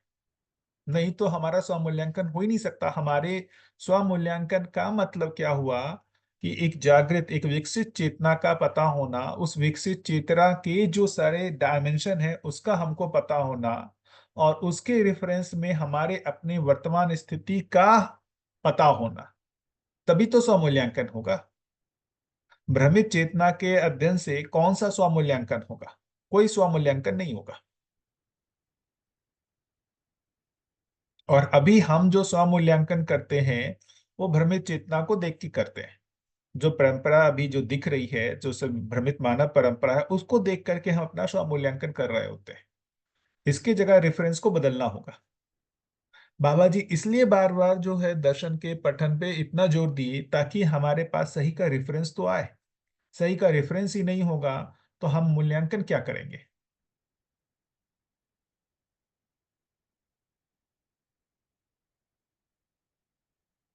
और वो ध्यान भी किस पे बना रहेगा, वो भी आप बिल्कुल ठीक कह रहे हैं। मूल्यांकन भी कैसे करेंगे और ध्यान भी किस पे बना रहेगा, वो पठन से ही आएगा, पठन से, अध्ययन से। अभी है ना, हम संसार को देख करके जो है संसार को सिर्फ गाली देंगे, है ना, संसार को कोसेंगे, दोष निकालेंगे। और यदि दर्शन को पढ़ेंगे तो हमको अपने ऊपर दिखेगा कि मुझ में गलतियां हैं, मुझ में परिमार्जन होना है।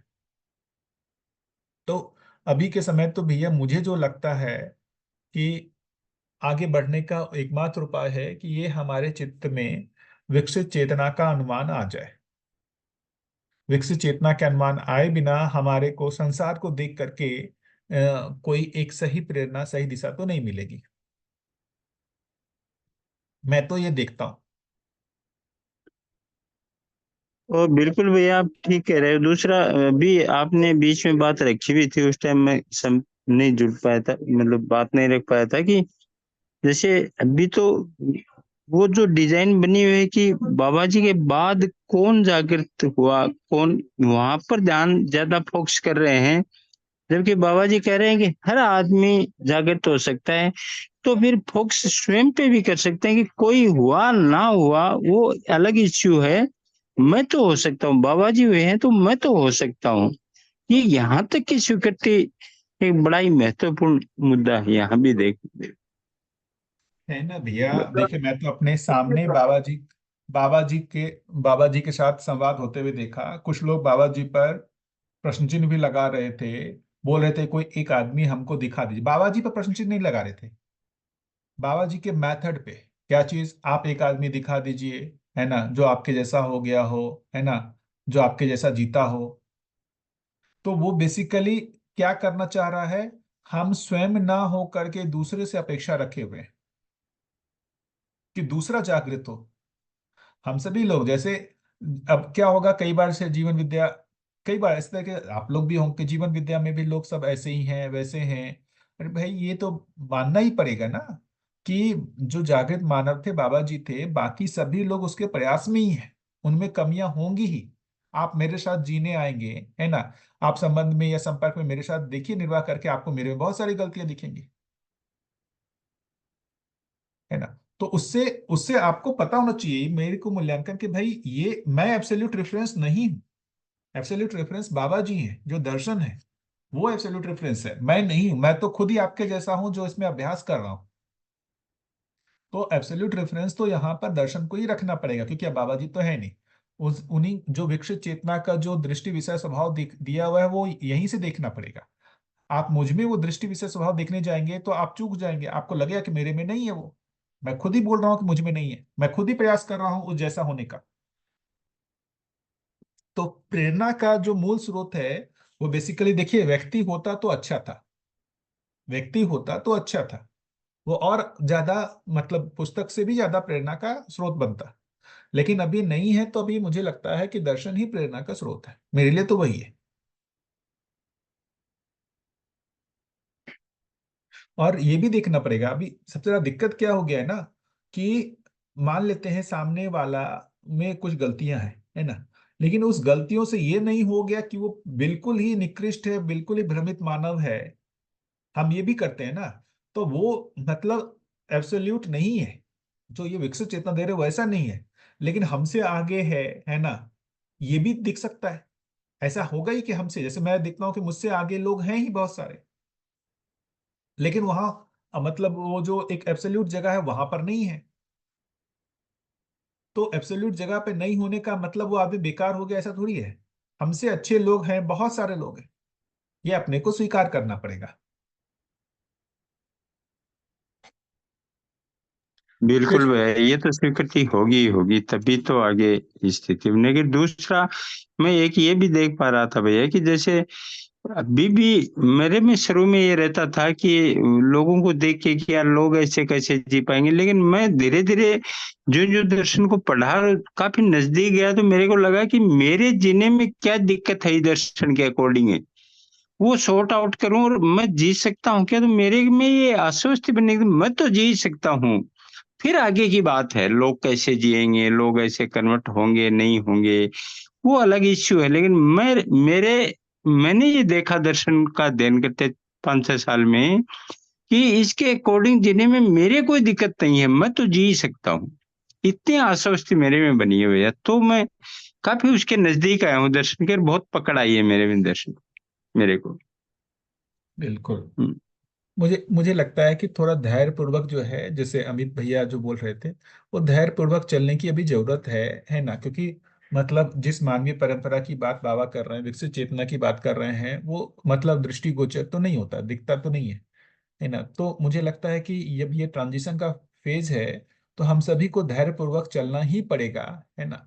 तो मतलब जैसे हमारे को, हम खुद ही जो है इस परंपरा के एक तरीके से ये कहें कि शुरुआती दौर के वो होंगे, मतलब एक तरीके से मतलब एक तरीके से कहें कि कार्यशील कार्यकर्ता होंगे। ये आज नहीं, हो सकता है कि 200-500 सालों में जब इवेल्युएट होगा और जब हम इसको देख रहे होंगे, तो ये दिखेगा कि जो मानवीय परंपरा 500 साल बाद बनी, तो शुरुआती दौर में जब एक दर्शन जब अनुसंधान होकर के आया, और उसके उससे जो मानवीय परंपरा बनने तक के सफर में मैं भी उसमें शामिल था। ये भी हमारे लिए आज नहीं तो 200-500 सालों बाद जो है हमको इसका जो है वो मतलब सुख मिलेगा।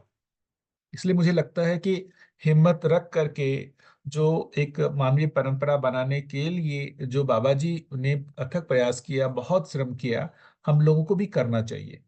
उसमें एक ही है कि मतलब हम स्वयं में स्थिर हो जाए, स्वयं में भाव संपन्न हो जाए, है ना, उसमें उस जगह पर आ जाए, ना कि हम बलपूर्वक अपने भाव को व्यक्त करने लगे। उसमें थकान होती है। ठीक बात है भैया। इसमें थोड़ा एक एक ये पहलू रह गया था इस डिस्कशन में। मुझे लग रहा है कि जैसे इस प्रोसेस में हम जो अध्ययन और अभ्यास जो भी थोड़ा बहुत कर रहे हैं, पठन कर रहे हैं, जो भी कुछ है, तो इस प्रक्रिया में भी अपने को थोड़ा थोड़ा आराम तो बढ़ता ही जा रहा है ना, तो वो भी प्रेरणा है अपने लिए। तो बाकी परंपरा तो आगे बनेगी ही, पर अपने लिए तो वो भी प्रेरणा है कि भाई अपने को पहले से बेटर आराम मिल रहा है। तो वो तो है ही है, वो भी तो है। बिल्कुल है ही ना। वही मतलब पूरा आराम नहीं मिला है, कुछ आराम मिला है, ये भी अपने को ध्यान में रहना चाहिए। पूर्ण विश्राम नहीं मिला है, इसको लेकर के हम परेशान रहते हैं। कुछ तो आराम हाँ, मिला। मतलब पहले से हमारी स्थिति तो ठीक हुई, पहले तो हमारी बड़ी तो वो उसको भी अप्रिशिएट इतना ही करके चले तो भी बहुत है। एक एग्जैक्टली भी है, उसको भी करते रहना कि हम पहले से बेहतर हुए। और क्या। और फिर ये उसी से लक्ष्य बहुत बड़े हैं, ये इनके बारे में बात करने के लिए आदमी की हिम्मत नहीं होती थी, जिन बातों को हम लोग कर रहे हैं ये बहुत बड़ी चीजें हैं। इतने आसानी से हम लोग बैठ के आराम से इन चीजों को कर रहे हैं, तो फिर भी बट जो हमें मिल रहा है उसको अप्रिशिएट करना चाहिए। बिल्कुल भैया, दोनों ही चीज बिल्कुल भैया। भैया, वो कहाँ से चले हैं, कहाँ हैं और कहाँ पहुंचना है, वो डिजाइन तो बिल्कुल भैया उससे अपन जो उत्साहित हैं, फिर आगे चलने के लिए सा बना ही रहता है उसमें। बिल्कुल आप ठीक कह रहे हो। वही दोनों भैया ने जो एक चीज जोड़ा वो बहुत महत्वपूर्ण है कि हमको दोनों ही चीजें करनी होंगी। एक तो अपनी समीक्षा, स्वमूल्यांकन हमेशा करते रहना, है ना, और साथ साथ उत्साहित भी रहना। क्या ज्यादा हम स्वमूल्यांकन कर लिए तो पता चला हमको लगा कि हम सबसे खराब आदमी है ना, वहां पर जाकर के हम मतलब कुंठित हो सकते हैं, निरुत्साहित हो सकते हैं। तो स्वमूल्यांकन करना और साथ ही साथ अपनी पास्ट की जर्नी को भी देखना कि जो अभी प्रेजेंट में हूँ और साल 2 साल पहले जो था उसमें गुणात्मक परिवर्तन हुआ है। तो दो चीजें हैं, एक तो जागृति क्रम का जब हम अध्ययन कर रहे हैं तो मैं जागृति क्रम में वर्तमान में कहाँ खड़ा हूँ, है ना, मुझे पहुंचना कहाँ है, और मैं पहले कहाँ खड़ा था। दोनों ही चीजें हम क्या करते हैं, सिर्फ अभी प्रेजेंट और जो हमारा बेसिकली लक्ष्य है जहां हम पहुंचना चाहते हैं सिर्फ उसको देखते हैं, और उसमें इतनी जो दूरियां दिखती हैं वो हमको निरुत्साहित करता है। जैसे मैं भी बहुत सारे समय बाबा जी के पास बैठ करके ना यही बाबा जी अनुभव कब होगा, बाबा जी अनुभव कब होगा, एक ही चीज, अनुभव कब होगा, अनुभव कब होगा। बहुत सारे लोग अनुभव होगा कि नहीं होगा। तो क्या है, बेसिकली मैं अपनी वर्तमान स्थिति को सिर्फ जो फाइनल मेरा डेस्टिनेशन है उसके कंपैरिजन में देख करके मैं परेशान हो रहा हूँ। तो उसमें जो एक डिफिनीशन बाबा जी ने लिखा है ना, आतुरता कातुरता, जितनी हमारी पात्रता है उससे ज्यादा हमारे में पाने की अपेक्षा बन जाती है, और उससे हम हमेशा परेशान रहते हैं। तो अपनी पात्रता के हिसाब से ही हमारा जो होगा ना परिमार्जन होगा।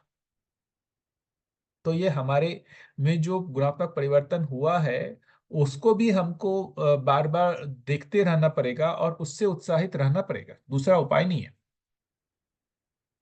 एक जगह दर्शन में आता है, मन में कौतूहल, वृत्ति में उत्साह और चित्त में आह्लाद, है ना, ये अग्रिम विकास के लिए ऊर्जा नियोजन रीति है, और भी बुद्धि में भी लिखा है। तो ये तीन चीजें मुझे बहुत आवश्यक लगती है। मन में कौतूहल, वृत्ति में उत्साह और चित्त में आह्लाद। हमारे में जो वृत्ति में उत्साह हमेशा बने रहना चाहिए। क्या चीज के लिए, मुझे जागृत होना है, मुझे जागृत होना है, मुझे जागृत होना है, और मैं जागृत हो सकता हूँ। जागृत होना है और मैं जागृत हो सकता हूँ। जिस भी समय लगे कि मैं जागृत नहीं हो सकता, मुझसे नहीं हो सकता, हम कुंठित हो जाते हैं। होता ही है बहुत सारे। ये सिंपल अपने प्रिपरेशन में भी आप लोगों ने कभी महसूस किया होगा, जो आईएएस आईपीएस या आईआईटी जेई या नीट की तैयारी करते हैं, उसमें बहुत बार बच्चे होते हैं वो निरुत्साहित होते हैं, मुझसे नहीं होगा। फिर उनको जो है टीचर्स को उत्साहित करना पड़ता है, नहीं तुम कर सकते हो, है ना। तो जब तक हम, मुझे लगता है कि सफल नहीं हो जाएंगे, तब तक हमारे में ये अप एंड डाउन तो चलेगा कि मुझसे नहीं होगा, मैं जागृत नहीं हो पाऊंगा।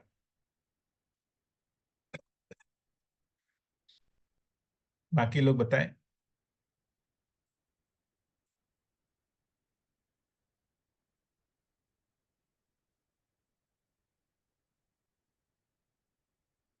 मतलब अल्टीमेटली, हाँ, बोलिए भैया, अखिलेश्वर भैया। नहीं, बस मैं तो एक बात यही जो आप कह रहे थे उसी में ऐड करना था बस, कि जहाँ ये प्रेरणा और उत्साह वाली बात थी, तो अभी जैसे अपने सामने बहुत सारी चीजें, अनुभव तो बहुत बात की चीज है, अभी बहुत सारी वास्तविकताएं हैं, है ना। तो उनके साक्षात्कार की भी बात है, अभी उधर भी कुछ नहीं हुआ है, तो अभी बहुत सारा काम बाकी है। और हम, मुझे तो बड़ा उत्साह आता है कि ऐसे सोचने पे कि बहुत सारी ऐसी रियलिटीज हैं अपने आसपास जो हमने अभी देखी ही नहीं है। तो मुझे तो इसी में बड़ी जिज्ञासा है, अनुभव के बारे में तो अभी मैं सोच भी नहीं रहा हूँ। तो अभी तो उसी तैयारी में लगे हैं कि किसी तरह से इस पठन को पूरा करके और वो जो वास्तविकताएं हैं उनकी तरफ ध्यान लगाया जाए, है ना, जो हैं और हमें पता नहीं है। मुझे तो इसी में बड़ा कौतूहल है। तो ये भी एक अपने लिए प्रेरणा हो सकता है, अपने लिए उत्साह बढ़ाने के लिए हो सकता है। बस नहीं। ठीक है। और कोई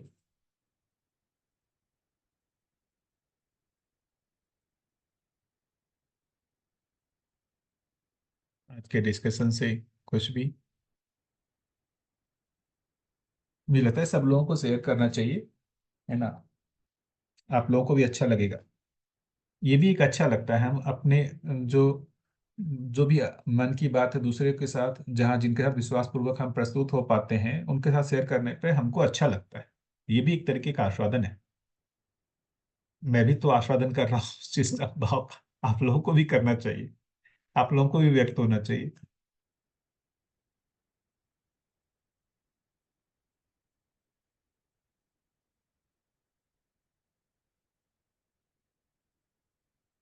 कोई होंगे व्यक्त,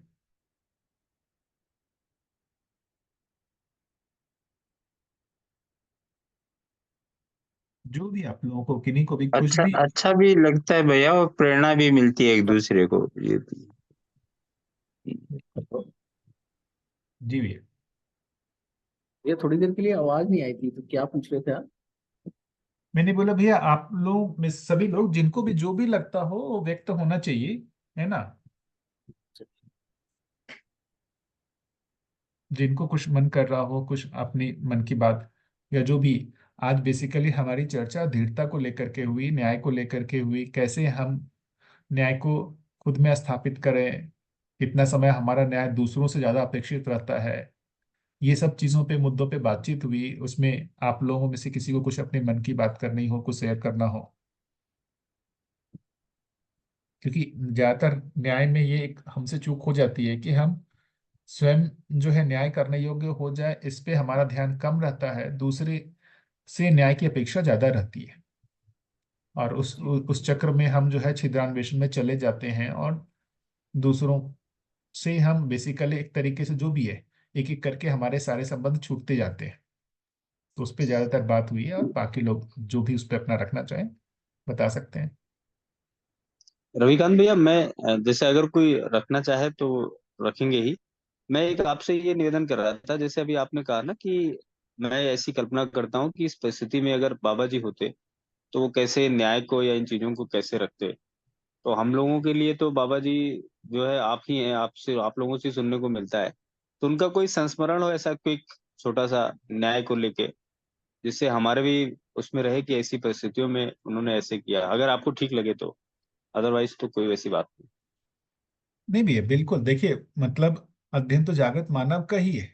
मेरा मैं अध्ययन के योग्य वस्तु नहीं हूँ, है, मतलब एकदम क्लियर बोलता हूँ। तो बाबा जी ही अध्ययन की वस्तु हैं। ऐसी बहुत सारी चीजें जो हैं वो मैंने देखी ही, मतलब एक बार मतलब ऐसे बहुत सारे इंसिडेंसेस हुए जहां पर ऐसा लगा कि भाई, जैसे अंजनी भैया की तबीयत खराब हो गई थी, है ना। छोटी में जब भी बाबा जी जाते थे तो अंजनी भैया के यहाँ ही रुकते थे। तो जब एक बार उनकी तबीयत बहुत खराब हुई तो लोगों ने कहा कि आप मतलब दूसरी जगह रुक जाए। बाबा जी ने बिल्कुल कहा कि नहीं, हम उसी के यहाँ रुकूंगा, चाहे जैसा भी स्थिति परिस्थिति है, मैं उसी के यहाँ रुकूंगा। तो कभी भी मतलब वो दूसरी जगह रुकते तो जिनकी हालत खराब हुई थी, जिनकी तबीयत खराब थी, उनको क्या लगता कि भाई ये अवसरवादी है। लेकिन ऐसा उन्होंने कभी भी वो कम्युनिकेट होने नहीं दिया। ऐसे बहुत सारी चीजें हैं, मतलब ऐसे बहुत सारे इंसिडेंसेस जैसे से मुझे ध्यान में आता जाएगा मैं बताऊंगा ही, कि वहां पर उन्होंने अपनी तरफ से कभी भी चूक नहीं होने दिया। एक बार की घटना मैंने बताया ही था कि वो नागपुर में हम लोग जा रहे थे, नागपुर से होते हुए कहीं जा रहे थे शायद बुल्ढाना। तो वहाँ भोजन का जो प्रबंध था वो लक्की भैया एक है, उनके यहाँ था। बाबा जी को हम लोगों ने कम्युनिकेट किया था, और लेकिन बीच में हम लोगों ने प्लान चेंज किया और हम लोग हेमंत भैया के यहाँ ले गए बाबा जी को। तो बाबा जी को इस बात से बहुत नाराजगी हुई कि हमको बता के गए थे यहाँ और पहुंच हमको कहीं और ले आए। तो फिर लौटते समय लकी भैया ने काफी रिक्वेस्ट किया कि आप हमारे यहाँ जो है भोजन करने आइए। बाबा जी ने बोला कि हम नहीं आऊंगा आपके यहाँ, है ना। तो वो पूरे सब परिवार जो है वो मतलब रास्ते में ही आए, जो ऑन द वे है वहां आए, और बहुत अच्छे से जो भी एक स्वागत भाव के साथ, पूरे भाव के साथ जो है बाबा जी के साथ जो भी उनको निर्वाह किया। फिर वो हो जाने के बाद जो है एक दिन मतलब करीब 3 महीने बाद वापस जब बाबा जी फिर से अछोटी आए, तो एक दिन सिर्फ ये सुबह सब लोगों को बोले कि हमको जाना है नागपुर खाना खाने। और हम सभी लोग सिर्फ नागपुर लकी भैया के यहाँ गए, खाना खा करके वापस आए। मतलब इतना हाई लेवल का अपनी तरफ जो है वो देखना, अपने कार्य व्यवहार का मूल्यांकन करना, दिव्य मानव भी कर रहा है कि कहीं कुछ उससे गलती तो ना हो गया। और लगा तो उसको देखिए उन्होंने कैसे किया, मैं तो बहुत आश्चर्यचकित। तो बढ़िया उन्होंने भैया। भाव पक्ष को बहुत बहुत ज्यादा, मतलब एक तरीके से भाव पक्ष को हमेशा जो है दूसरों में पहचान हो, उसकी प्रेरणा मिले, इसके लिए हमेशा ही प्रयास किया। बढ़िया भैया। आपके आप भाव पक्ष को श्रेष्ठ मान ले। भाव पक्ष जो है उससे उसमें जीने से तृप्ति होती है। इसके लिए वो आपके साथ भाव के साथ जो जीते थे ना, वही सामने वाले के लिए प्रेरणा का कारण बनता था। ऐसे जो भी आएंगे और इंसिडेंसेस में बताऊंगा भैया। जी भैया, थैंक यू।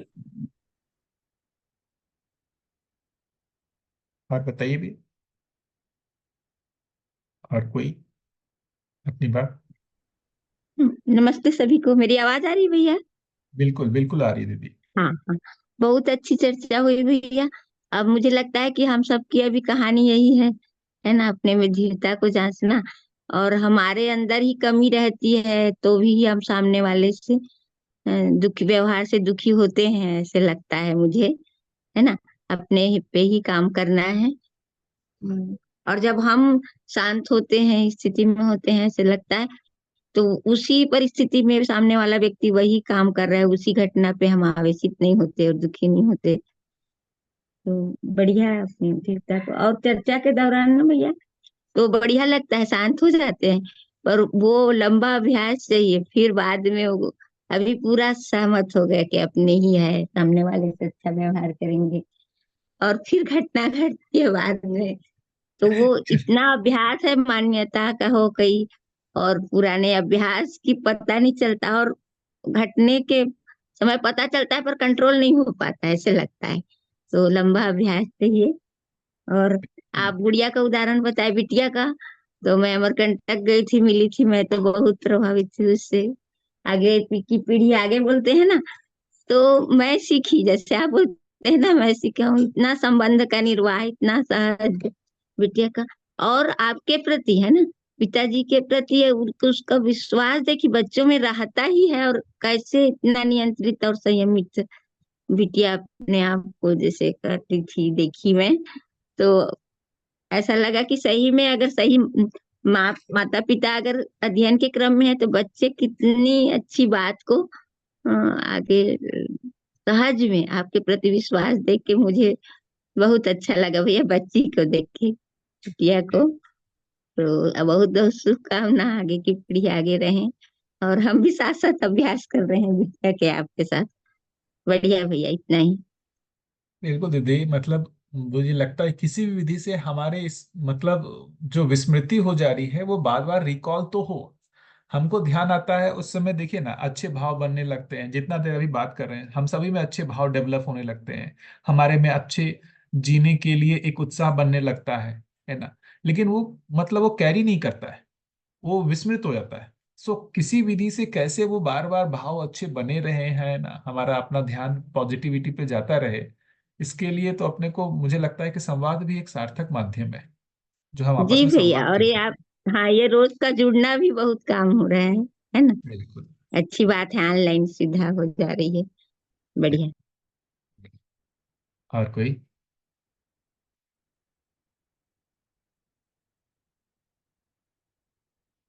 और कोई बताएंगे?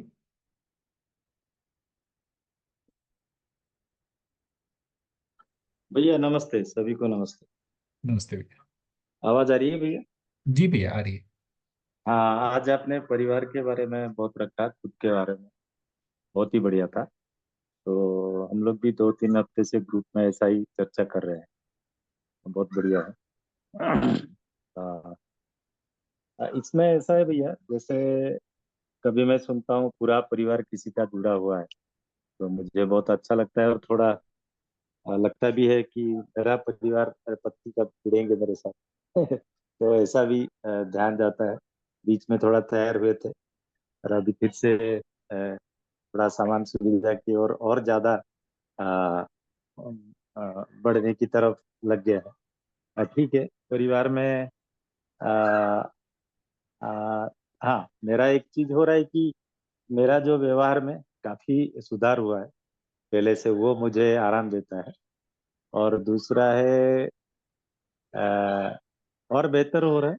और हाँ, दूसरा है, ये तो मैं देख रहा हूँ कि हाँ, मेरा स्व मूल्यांकन भी हो रहा है, और परिवार में बच्चों को भी थोड़ा बहुत रख रहा हूँ, तो उससे काफी फर्क पड़ रहा है। तो फिर इससे भैया, जिसका परिवार बहुत जुड़े हुए हैं उनके लिए बढ़िया है। तो आगे बहुत जाने की मतलब सुगम रास्ता है। और मेरे लिए मेरा भी बढ़िया चल रहा है। मगर वो जब सोचता हूँ तो मुझे थोड़ा लग रहा है कि पूरा परिवार जुड़ता तो और अच्छा होता। तो वो एक बात है। और दूसरा है, परिवार जो है अभी जैसे भी हालत में है, वो मेरे लिए बढ़िया टेस्टिंग ग्राउंड है। तो मैं खुद को प्रमाणित करने की कोशिश कर रहा हूँ। जो भी सीखा हूँ, स्व मूल्यांकन करता हूँ, स्व निरीक्षण करता हूँ, मैं खुद को कैसे रख पा रहा हूँ। तो वो एक चीज है भैया। वो एक पूरा परिवार नहीं जुड़ता है तो एक रहता है थोड़ा। फिर कभी कभी लगता है कि ठीक है, मैं पहले कर लूँ, और मेरा मेरा सुखी होना देख के परिवार को भी एक समय पे लगेगा कि हाँ, हम लोग भी ऐसे हो सकते हैं। तो इसको भैया आप कैसे ठीक है बताएंगे, ना, थोड़ा बताइए। कल कल इस पर देखेंगे भैया, है ना। अच्छा, आप आज तो सुना है परिवार को ना। ही देख रहे हैं, मैं तो जब बाबा जी के परिवार को देखा मैंने कहा इस परिवार में मैंने क्यों नहीं जन्म लिया। मैं तो अच्छा अच्छा। कि दिव्य मानव ही मेरे दादाजी होते, अब इससे अच्छा क्या प्रेरणा मिलती, पूरे समय बचपन से दिव्य मानव को देख रहा होता। तो हम्म। उस पे भी करेंगे भैया। हर एक परिवार की स्थिति परिस्थितियां अलग अलग हैं, है ना। हम किस परिवार में जन्म लिए, है ना, किस जगह पे जन्म लिए, सबकी परिस्थितियां अलग अलग हैं। और मतलब क्या होता है कि दूसरे का परिस्थिति को हम अपनी परिस्थिति से बेहतर जब मानते हैं ना, और उस आधार पर फिर एक करते रहते हैं कि यार प्रकृति ने मुझे इस परिस्थिति में क्यों डाला, उस परिस्थिति में डाल देता, वैसा परिवार मेरा रहता, मैं और अच्छा अभ्यास कर पाता। तो ये सब चीजें जो हैं बेसिकली हमारी जो वर्तमान स्थिति है उसको नकार करके हम कोई एक काल्पनिक स्थिति को स्वीकार करने को तैयार है ना। तो वो कहीं ना कहीं बेसिकली एक जो है ना, मतलब एक तरीके से जो वर्तमान स्थिति है उसको हम नहीं स्वीकार पा रहे। हमको जैसे बाहर की जो भी एक परिस्थितियां हैं वो ज्यादा ठीक लग रही हैं, हमारी जो भी जागृति के लिए, उन्नति के लिए, वो भी एक भाग है ना। लेकिन मुझे लगता है कि स्वयं की जिम्मेदारी को स्वीकारना भी एक महत्वपूर्ण भाग है। हम कहीं ना कहीं परिवार को, समाज को, व्यवस्था को, उसको ज्यादा जिम्मेदार मानते हैं हमारे गुणात्मकता के लिए, अभ्यास के लिए, है ना। स्वयं की जिम्मेदारी को कम स्वीकारते हैं। तो इस पे भी बात करेंगे भैया, तो स्वयं की जिम्मेदारी को लेना पड़ेगा। हम जिस भी स्थिति परिस्थिति में रहेंगे, हम यदि चाहेंगे तो हम अपने में गुणात्मक परिवर्तन ला सकते हैं। ऐसा नहीं है कि, मतलब मैं भी सोचता था कि भाई मैं राजा के घर में पैदा होता, ना कोई प्रॉब्लम होती, ना कुछ होता, मैं सिर्फ ज्ञान के लिए काम करता। तो हम कर सकते हैं, लेकिन जो हम हैं वहां पर भी क्या अड़चने हैं, क्या चीज है, क्या मेरी पत्नी मेरे लिए बाधक बनी हुई है, क्या बच्चे बने हुए हैं, क्या परिवार बना हुआ है, क्या चीज हमारे लिए बाधक बना हुआ है, या मैं स्वयं ही अपनी जागृति का बाधक हूँ। ये सब चीजें हमको पकड़नी पड़ेंगी। तो हम कहीं ना कहीं अपनी जागृति में बाधक स्वयं की जगह कहीं परिस्थिति, परिवार को ही मानने लगते हैं। हाँ भैया, बहुत बढ़िया भैया। ऐसा तो दुख तो नहीं होता है, लगता है कि हाँ ऐसा परिवार है तो इसके लिए शायद विद्या मिला। जो बचपन से आज तक जो जो भी रास्ते में आए हैं, सबने कुछ कुछ जोड़ा है, इसीलिए विद्या के पास हम लोग आए। तो ठीक है भैया, काफी बढ़िया। आप तो परिवार स्वयं सोचते स्वयं भैया। का काम है। हाँ। हाँ मैं बोलिए तो सोचता हूँ कि मैंने बिहार में क्यों जन्म लिया। बोलिए। मैं तो स्टेट को ही नकार रहा हूँ, परिवार के साथ साथ पूरे जो है राज्य को ही, कि मैं बिहार में क्यों जन्म लिया, कोई दूसरे स्टेट में जन्म लेता। क्योंकि वो परिवार से भी और विशाल, बचपन से जो देखा, मतलब हिंसक प्रवृत्तियां सब कुछ है, तो मैं तो पूरे स्टेट को ही नकार दिया। ठीक है ना भैया, इस पे करेंगे, ये भी महत्वपूर्ण मुद्दा है भैया, है ना। आप जो बोल रहे हैं भैया, वैसी कामना मुझ में भी होती है ना भैया। बिल्कुल, जो आप, मैं आपकी बात पूरी तरीके से कम्युनिकेट हो गई, क्योंकि वो सेम कामना मुझ में भी होती है भैया, है ना भैया। बढ़िया भैया। हाँ भैया, हाँ। इसमें आनंद भैया बहुत हेल्प किए हैं काफी 2 साल हम्म, से। और हम्म, काफी अ, अभी परिवार में वो खींच के ले आते हैं हर बार। हम्म। तो काफी बढ़िया है, इम्प्रूवमेंट है भैया। तो परिवार भी अभी अच्छा लगने लगा है। तो वहां पे फिर प्रमाणित भी होना है। तो बढ़िया। ठीक है। बिल्कुल।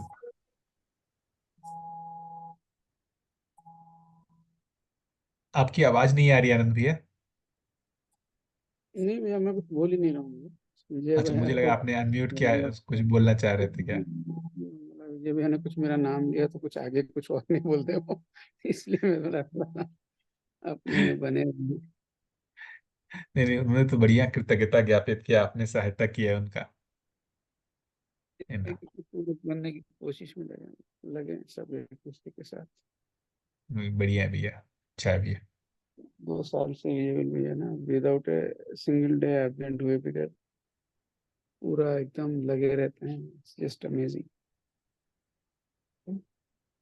बिल्कुल। एक तो विजय भैया कैसे चल रहा है, मतलब जैसे डिस्कशन जो कैसे हो रहा है भैया, सैटरडे संडे वाला, उसमें किसी बुक को कर रहे थे ऐसा श्री राम भैया बताए। क्योंकि आज मैंने शुरुआत में पूछा, कुछ नहीं हुआ, तो फिर मैं धीरता वाले मुद्दे को ले लिया। लेकिन कैसे चल रहा है भैया ये।